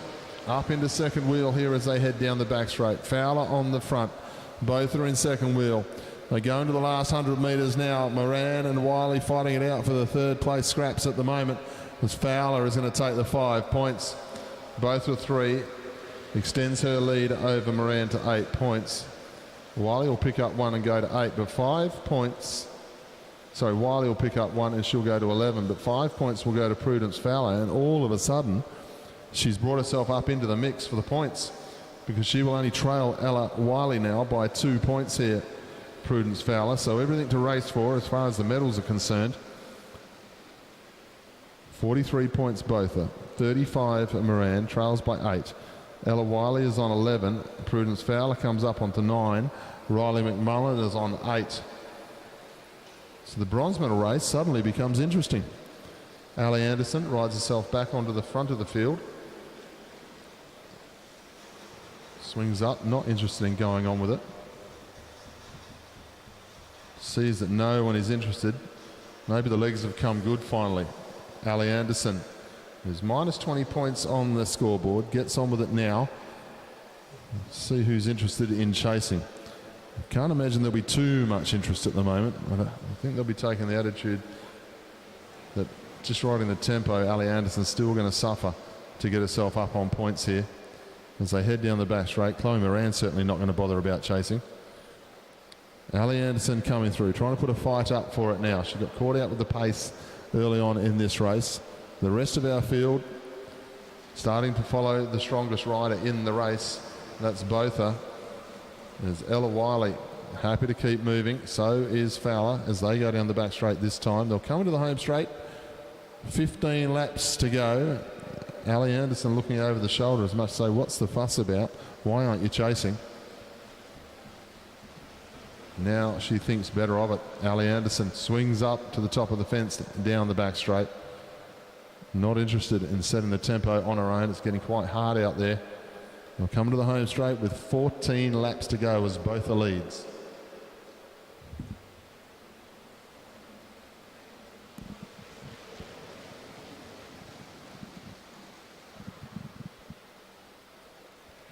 We're all back together. Ali Anderson rolls up the track and the group follows. The only one not looking to do that is Prudence Fowler, who moves up the inside. Now she rolls up the track. 13 laps remaining.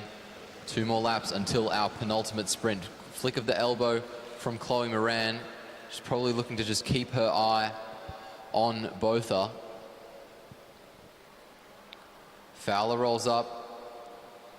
McMullen doesn't want to come through. It's Botha on the inside who moves forwards. Moran not letting her out of her sight. 12 to go.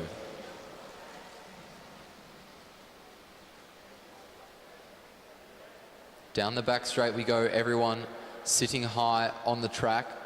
Riley McMullen looked like she was going to try to make a move, but it's actually, as the bell rings, it's actually Ella Wiley who's making the move. Wiley leads around the bend. Chloe Moran was trying to get the wheel of Botha off Ali Anderson, and in the meantime, she's come over the top of everyone. Moran leads, making her way forwards. Botha right on her wheel. And with 10 laps to go, Chloe Moran closes that gap ever so slightly by just 2 points, but still makes a difference nonetheless on the point difference between herself and Brioni Botha. After the sprint, everyone sits up. Ali Anderson and Riley McMullen are given an opportunity to get back onto the group. 9 laps to go now. Anderson moves forwards on the inside as everyone else sits up towards the fence. Prudence Fowler in the lead. Chloe Moran is going to lead them down to the bottom. Brioni Botha right on her wheel, the two focusing on each other. 8 laps remaining. We're all back together. Check over the shoulder and move up the track from Brioni Botha. Short turn from Prudence Fowler. Riley McMullen doesn't want to pull a turn at all and moves up, which means Chloe Moran has to close the gap to Ali Anderson. Short turn from Moran. Both are now in the lead of the race. 7 laps to go. Botha moves up. McMullen pulls a short turn. Fowler, Wiley, Moran, Anderson. Just some calm rotations at the moment. The calm before the storm that will be taking place in a few laps' time. It's going to be an important sprint, this last one. You see both are 46. Chloe Moran on 40. Then we go back to third place. Wiley on 12, Prudence Fowler on 11. So it's going to be where those two finish in the last sprint, depending on who's going to get the bronze medal. And Riley McMullen still on 8 points, still an opportunity here. We saw the speed of Chloe Moran though. Suddenly the legs were there, possibly a little bit too late, because I can't see Bryony Botha giving her too much leeway as we come down now. When they come into the home straight this time, it'll be 4 laps to go. If this pays off for Chloe Moran, it will be an incredibly wise decision. If it doesn't work, it might have been a bit of a silly one to let Botha win those sprints when they were initially away. Both are now in the lead. Anderson makes her way onto the rear of the group.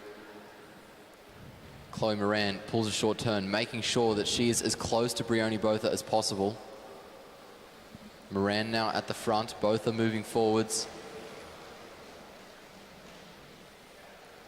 Moran and Botha both at the back now. Prudence Fowler and Ali Anderson at the head of the race.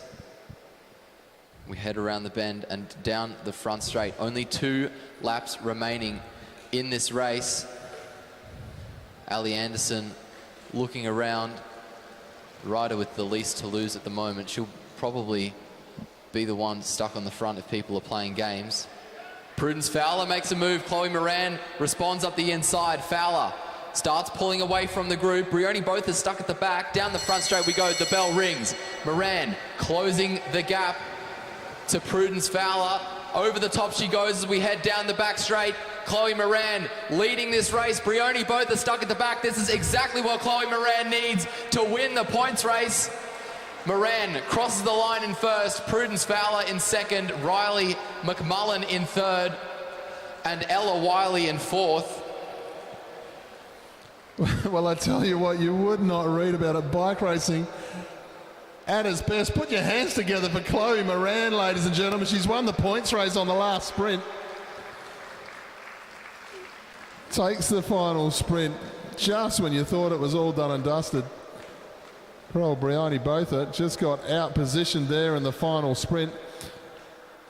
We'll go to the final result, and Prudence Fowler has also got herself up into third place as well. So Chloe Moran, Australia, wins the points race. 50 points, Chloe Moran. 46 for Bryony Botha, and Prudence Fowler gets herself the bronze medal on 17 points. Then Ella Wiley, Riley McMullen and Ellie Anderson. Never turn away from the track. Anything can happen, and Chloe Moran, well done.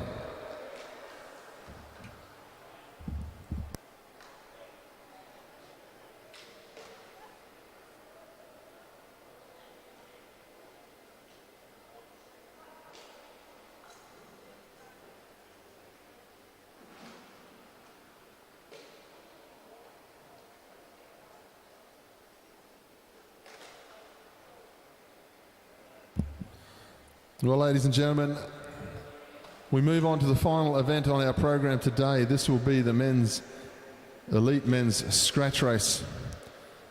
Straight out final, as we see all of our riders coming into the home straight, looking for holders for several riders here as they'll line up on the fence and on the sprinters lane.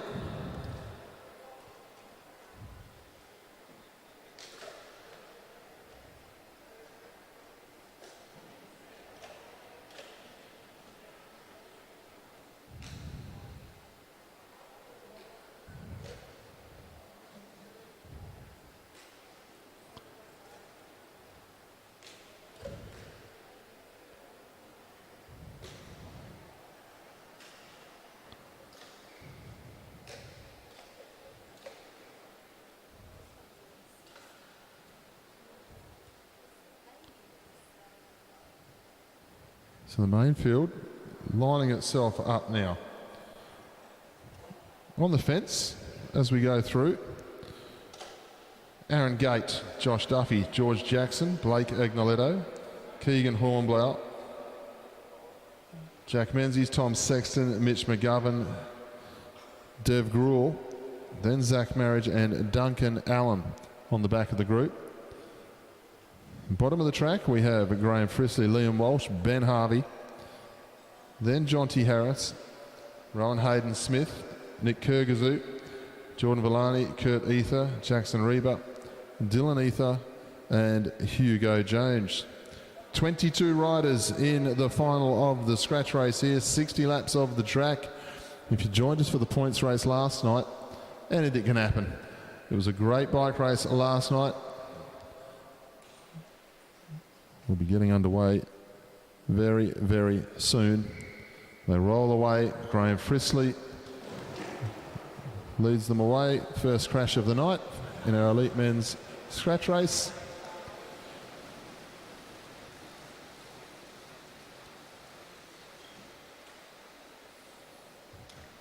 Unfortunate for Rowan Hayden Smith there. Just getting caught up as they go through. So there'll be a yellow flag until Rowan's back on his bike. That is not what you need when you're starting off in a scratch race here.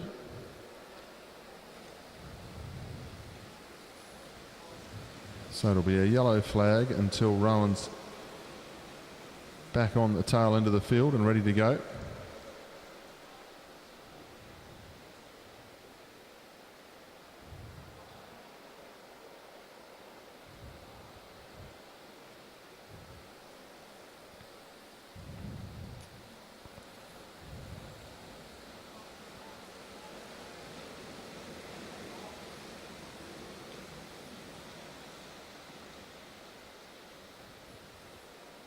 So Rowan moves himself up into the field. They're all bunching up. They're going to come into the home straight this time. And they're underway this time. I'll just point out the rider down the back of the group in the bright pink colours, Duncan Allen from the Bundaberg area of Queensland on standard wheels, would you believe? Standard wheels here in the scratch race final. Let's see how the standard wheels go at the pace that this race is going to handle. Duncan Allen, 4th or 5th from the end, and look at the pace it goes up straight away. Something to really whet the appetite for the next 2 days of racing here from our elite men. Remember, we've still got the Omnium to come, we've got the Teams Pursuit, we've got the individual time trial. Still plenty of racing to come. Team Sprint, plenty of racing to come from our elite men. Look at the pace of this one. I don't know if I'd really want to line up in a pair of standard wheels though. Everyone else riding around with a disc wheel and a front 5-spoke. The reason why Duncan Allen has been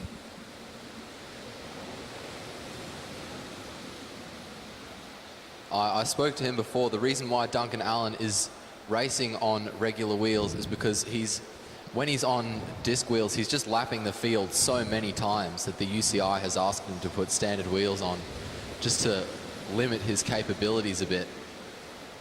I do enjoy the sense of humour of my co-commentator here this last couple of days, ladies and gentlemen. We'll see if that's true. We'll see if that is true as we move through. 54 laps to go.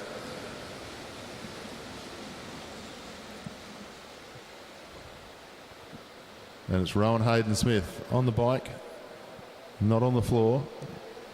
Always wakes you up as they go through this time. Pace at 53 laps to go is well and truly humming as they go around the track. Dalton Stretton swings up to the top of the track, lined out. And the man who we're talking about a fair bit, Duncan Allen, well, he's looking comfortable at the moment, getting himself to the front of the bike race, no trouble at all. And it's Liam Walsh, the rider on the front of him, who is having troubles following the pace at the moment as they come into the home straight. And his giant NRS team kit. Allen Does the right thing though, gets himself up, out the way, not interested in doing too much pacemaking at the moment.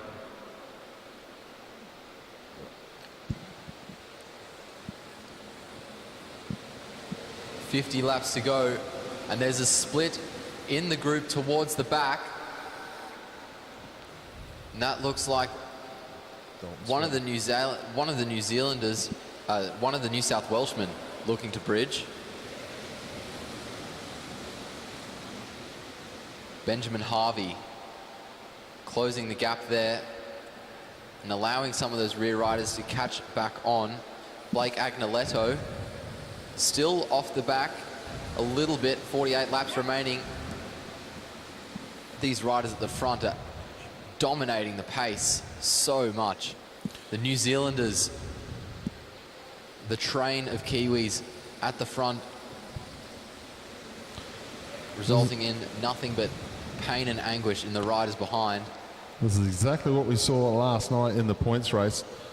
Of course, Oceania Championship, you do see teams racing take place. Unfortunately, that's the end of Rowan Hayden-Smith in this scratch race. But we saw this last night, a little bit different to the national championships. We see a lot of gaps being left wide open, forcing other riders to chase. You're able to do that when you know you're going to have a teammate chase with you. George Jackson, the man with the flowing locks, leads down the back straight. I think it's Agnoletto who's gone with him. They'll come into the home straight this time. The pace up, and they're starting to split up behind in the next group. It is Agnoletto and Jackson. Liam Walsh on the front of the group as they head down the back straight. Josh Duffy swings to the top of the banking. He won the Australian Scratch Race Championship just a few nights ago. But this time he's up against a five-man team from New Zealand. Duncan Allen, our second casualty of the race so far. 42 laps remaining. We saw yesterday over a third of the field not finishing in the elite men's race, in the elite men's points race. George Jackson looking pretty comfortable as he sits alone now off the front of the peloton. His co-rider decided he'll wait. That's number 3, Blake Agnoletto. Dev Gruhl moves up the track. Jackson Rebar putting in a surge to close the gap to George Jackson. Jackson is going to wait for the peloton to catch him. And it's Liam Walsh who flicks his elbow and rolls up to the top of the track. One of the riders in the podium potential kit towards the front didn't want to pull a turn, so he's moved out early. Some turns in quick succession by the Kiwis. It's number 43 who leads the race, Tom Sexton. We've seen him do some brilliant racing yesterday. Down the back straight we go. The peloton pretty much all together, bar the 2 riders that have pulled out. 38 laps remaining. And it's Jonty Harris making his way towards the back.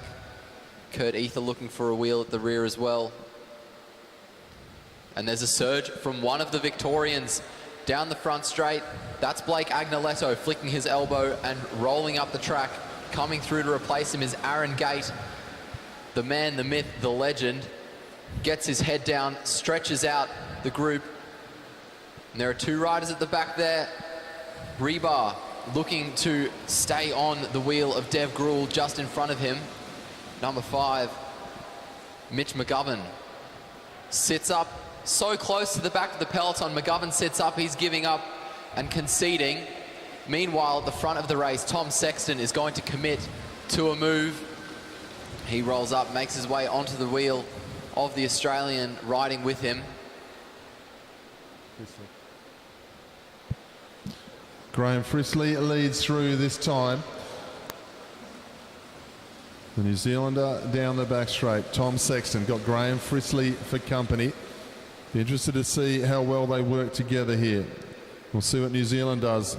Frisley has a look over the shoulder. Tom Sexton says, nah, we can wait. It's okay. Just disrupts the tempo here.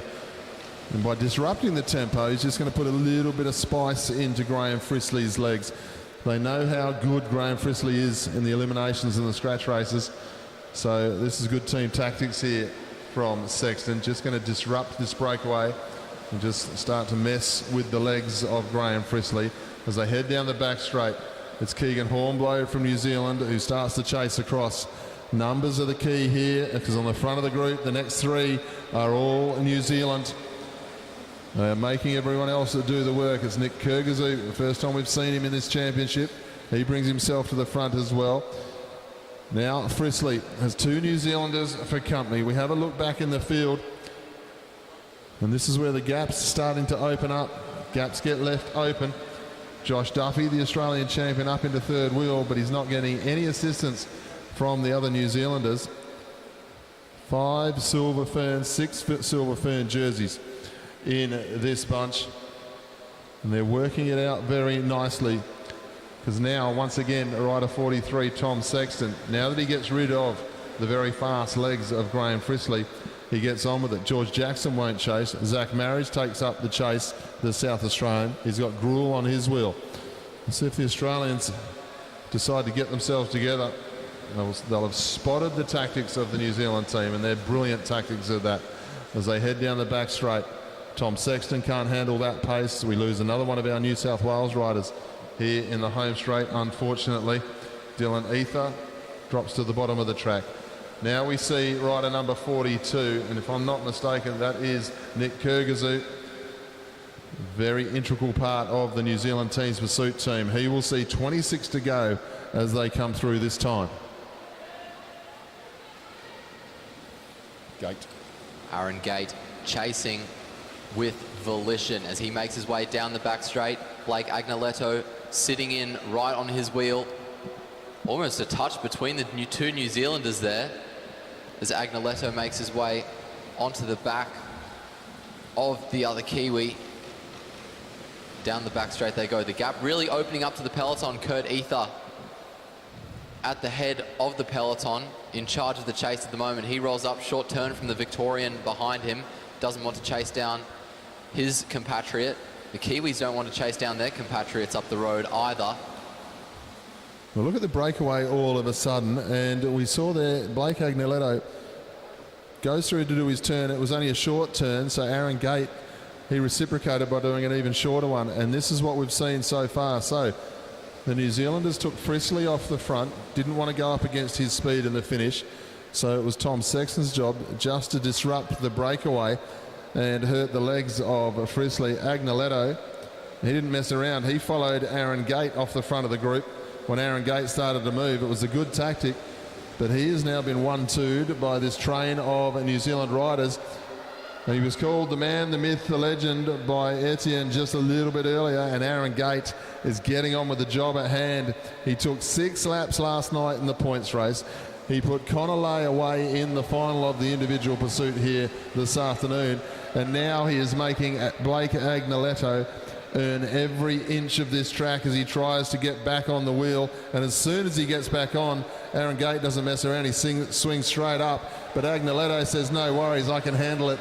I'm going a lot better than I let on here. Agnoletto down the back straight is going to try and go across and close this gap up because he knows what the New Zealand team is trying to do. Mixing up the pace, making the legs sting. Agnoletto and Aaron Gate are going to bring themselves onto the back of the field now and take a lap here in the scratch race final. They're going to come round in the home straight this time with 17 laps to go. But get ready because I got a feeling the counter-attack is coming very shortly. Go on, mate. Going well, going well.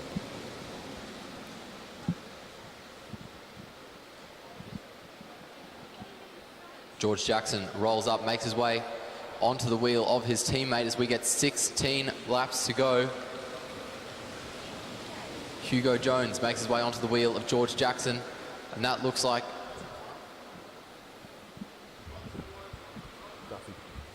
Josh Duffy making his way onto the Kiwis. Graham Frisley follows.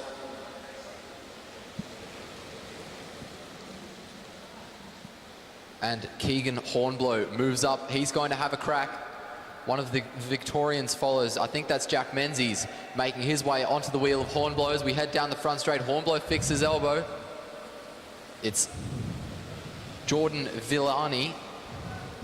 Jordan Villani leads down the back straight in the VIS colours. A member of the Teams Pursuit team that won the Australian title last week.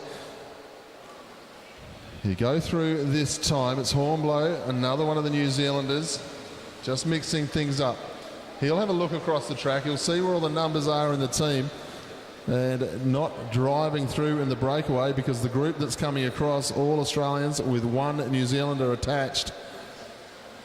They go through this time. Duffy just losing the wheel a little bit. He's got Sexton for company. We look back through the field to see where Aaron Gate is, and Aaron Gate has a look over the shoulder, sees that he's getting a little bit of distance from Blake Agnoletto because they are the two leaders of the bike race. Aaron Gate will come through with 11 laps to go. Agnoletto halfway down the field swings up to the top of the track, and I think he's going to stick to one very simple tactic here and try and keep himself close to where Aaron Gate is. He's very rapid, and the finish is Agnoletto, so he'll still be backing himself from here. They lead through. George Jackson comes to the front of the group now, being followed by Jack Menzies as they head down the back straight. Graham Frisley on his wheel. Then I think it is the figure of Ether. As one of the New Zealanders, I think it's Nick Kurgazoo, being told by the commissaires that will do you for the evening.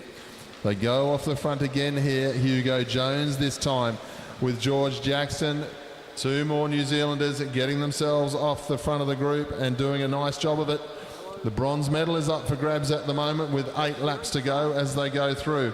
Jackson and Jones. Then we go back to Agnoletto, Gate, Liam Walsh, Graham Frisley as they go down the back straight.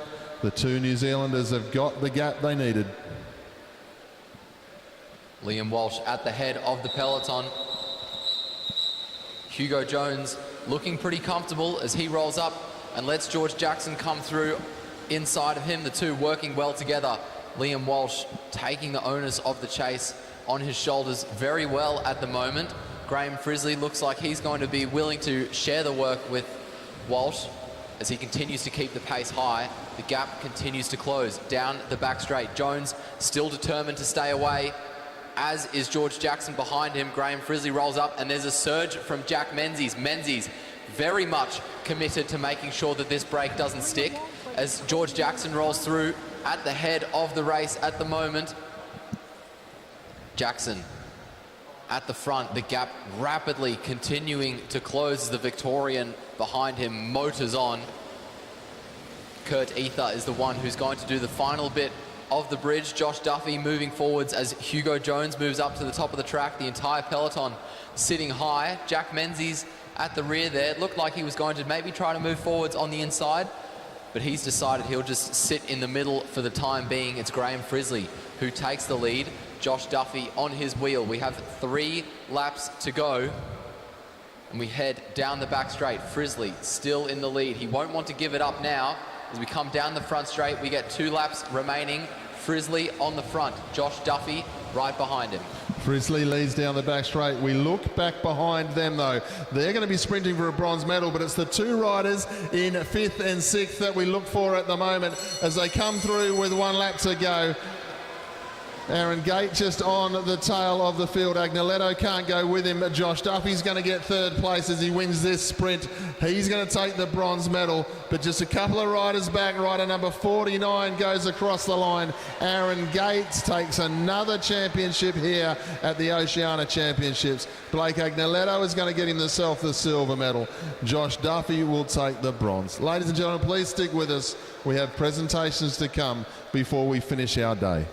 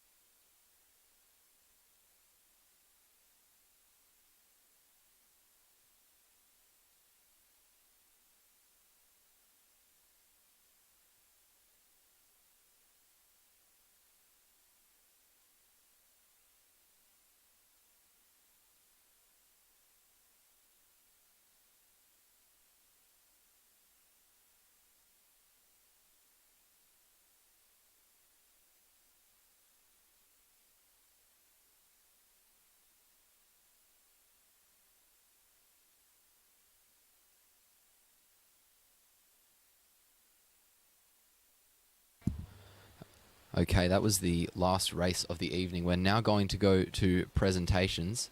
Just a quick PSA for all of you watching. The live stream will be on tomorrow, but we will only be streaming the second session. The second session starting at 5 p.m. as it has done yesterday and today. So just a reminder. Tomorrow's morning session will not be streamed. We'll start the stream at 5 p.m. tomorrow for the second session. Stick with us because we're going to go to the presentations for the two races you just saw, those being the Elite Men's Scratch Race and the Elite Women's Points Race.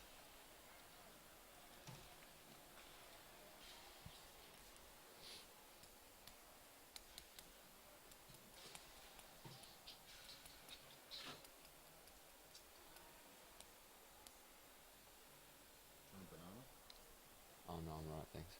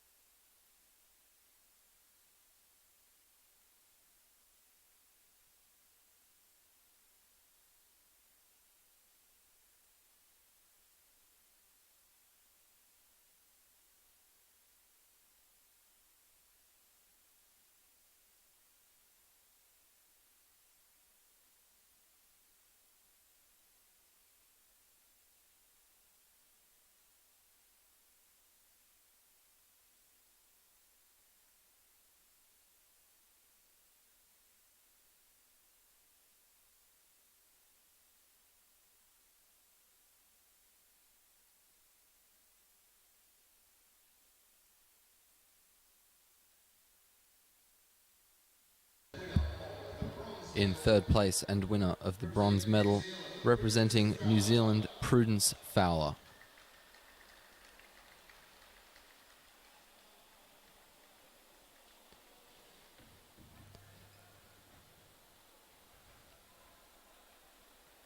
In second place, winner of the silver medal, representing New Zealand, Bryony Botha.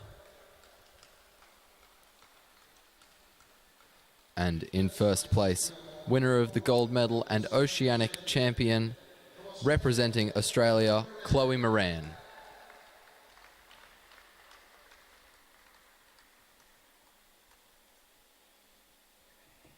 Ladies and gentlemen, please show your appreciation for our champion and medalist.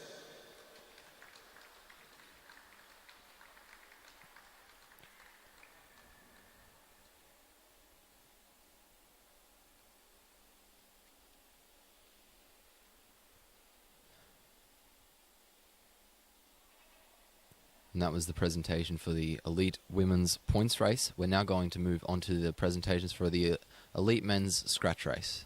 Ladies and gentlemen, please now join us for our presentation of the elite men's scratch race.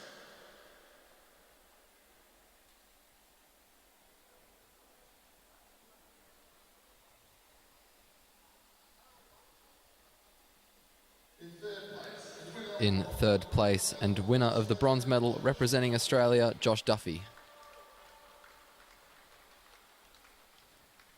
In second place, winner of the silver medal, representing Australia, Blake Agnoletto. And in first place, winner of the gold medal and Oceanic champion, representing New Zealand, who else other than Aaron Gate.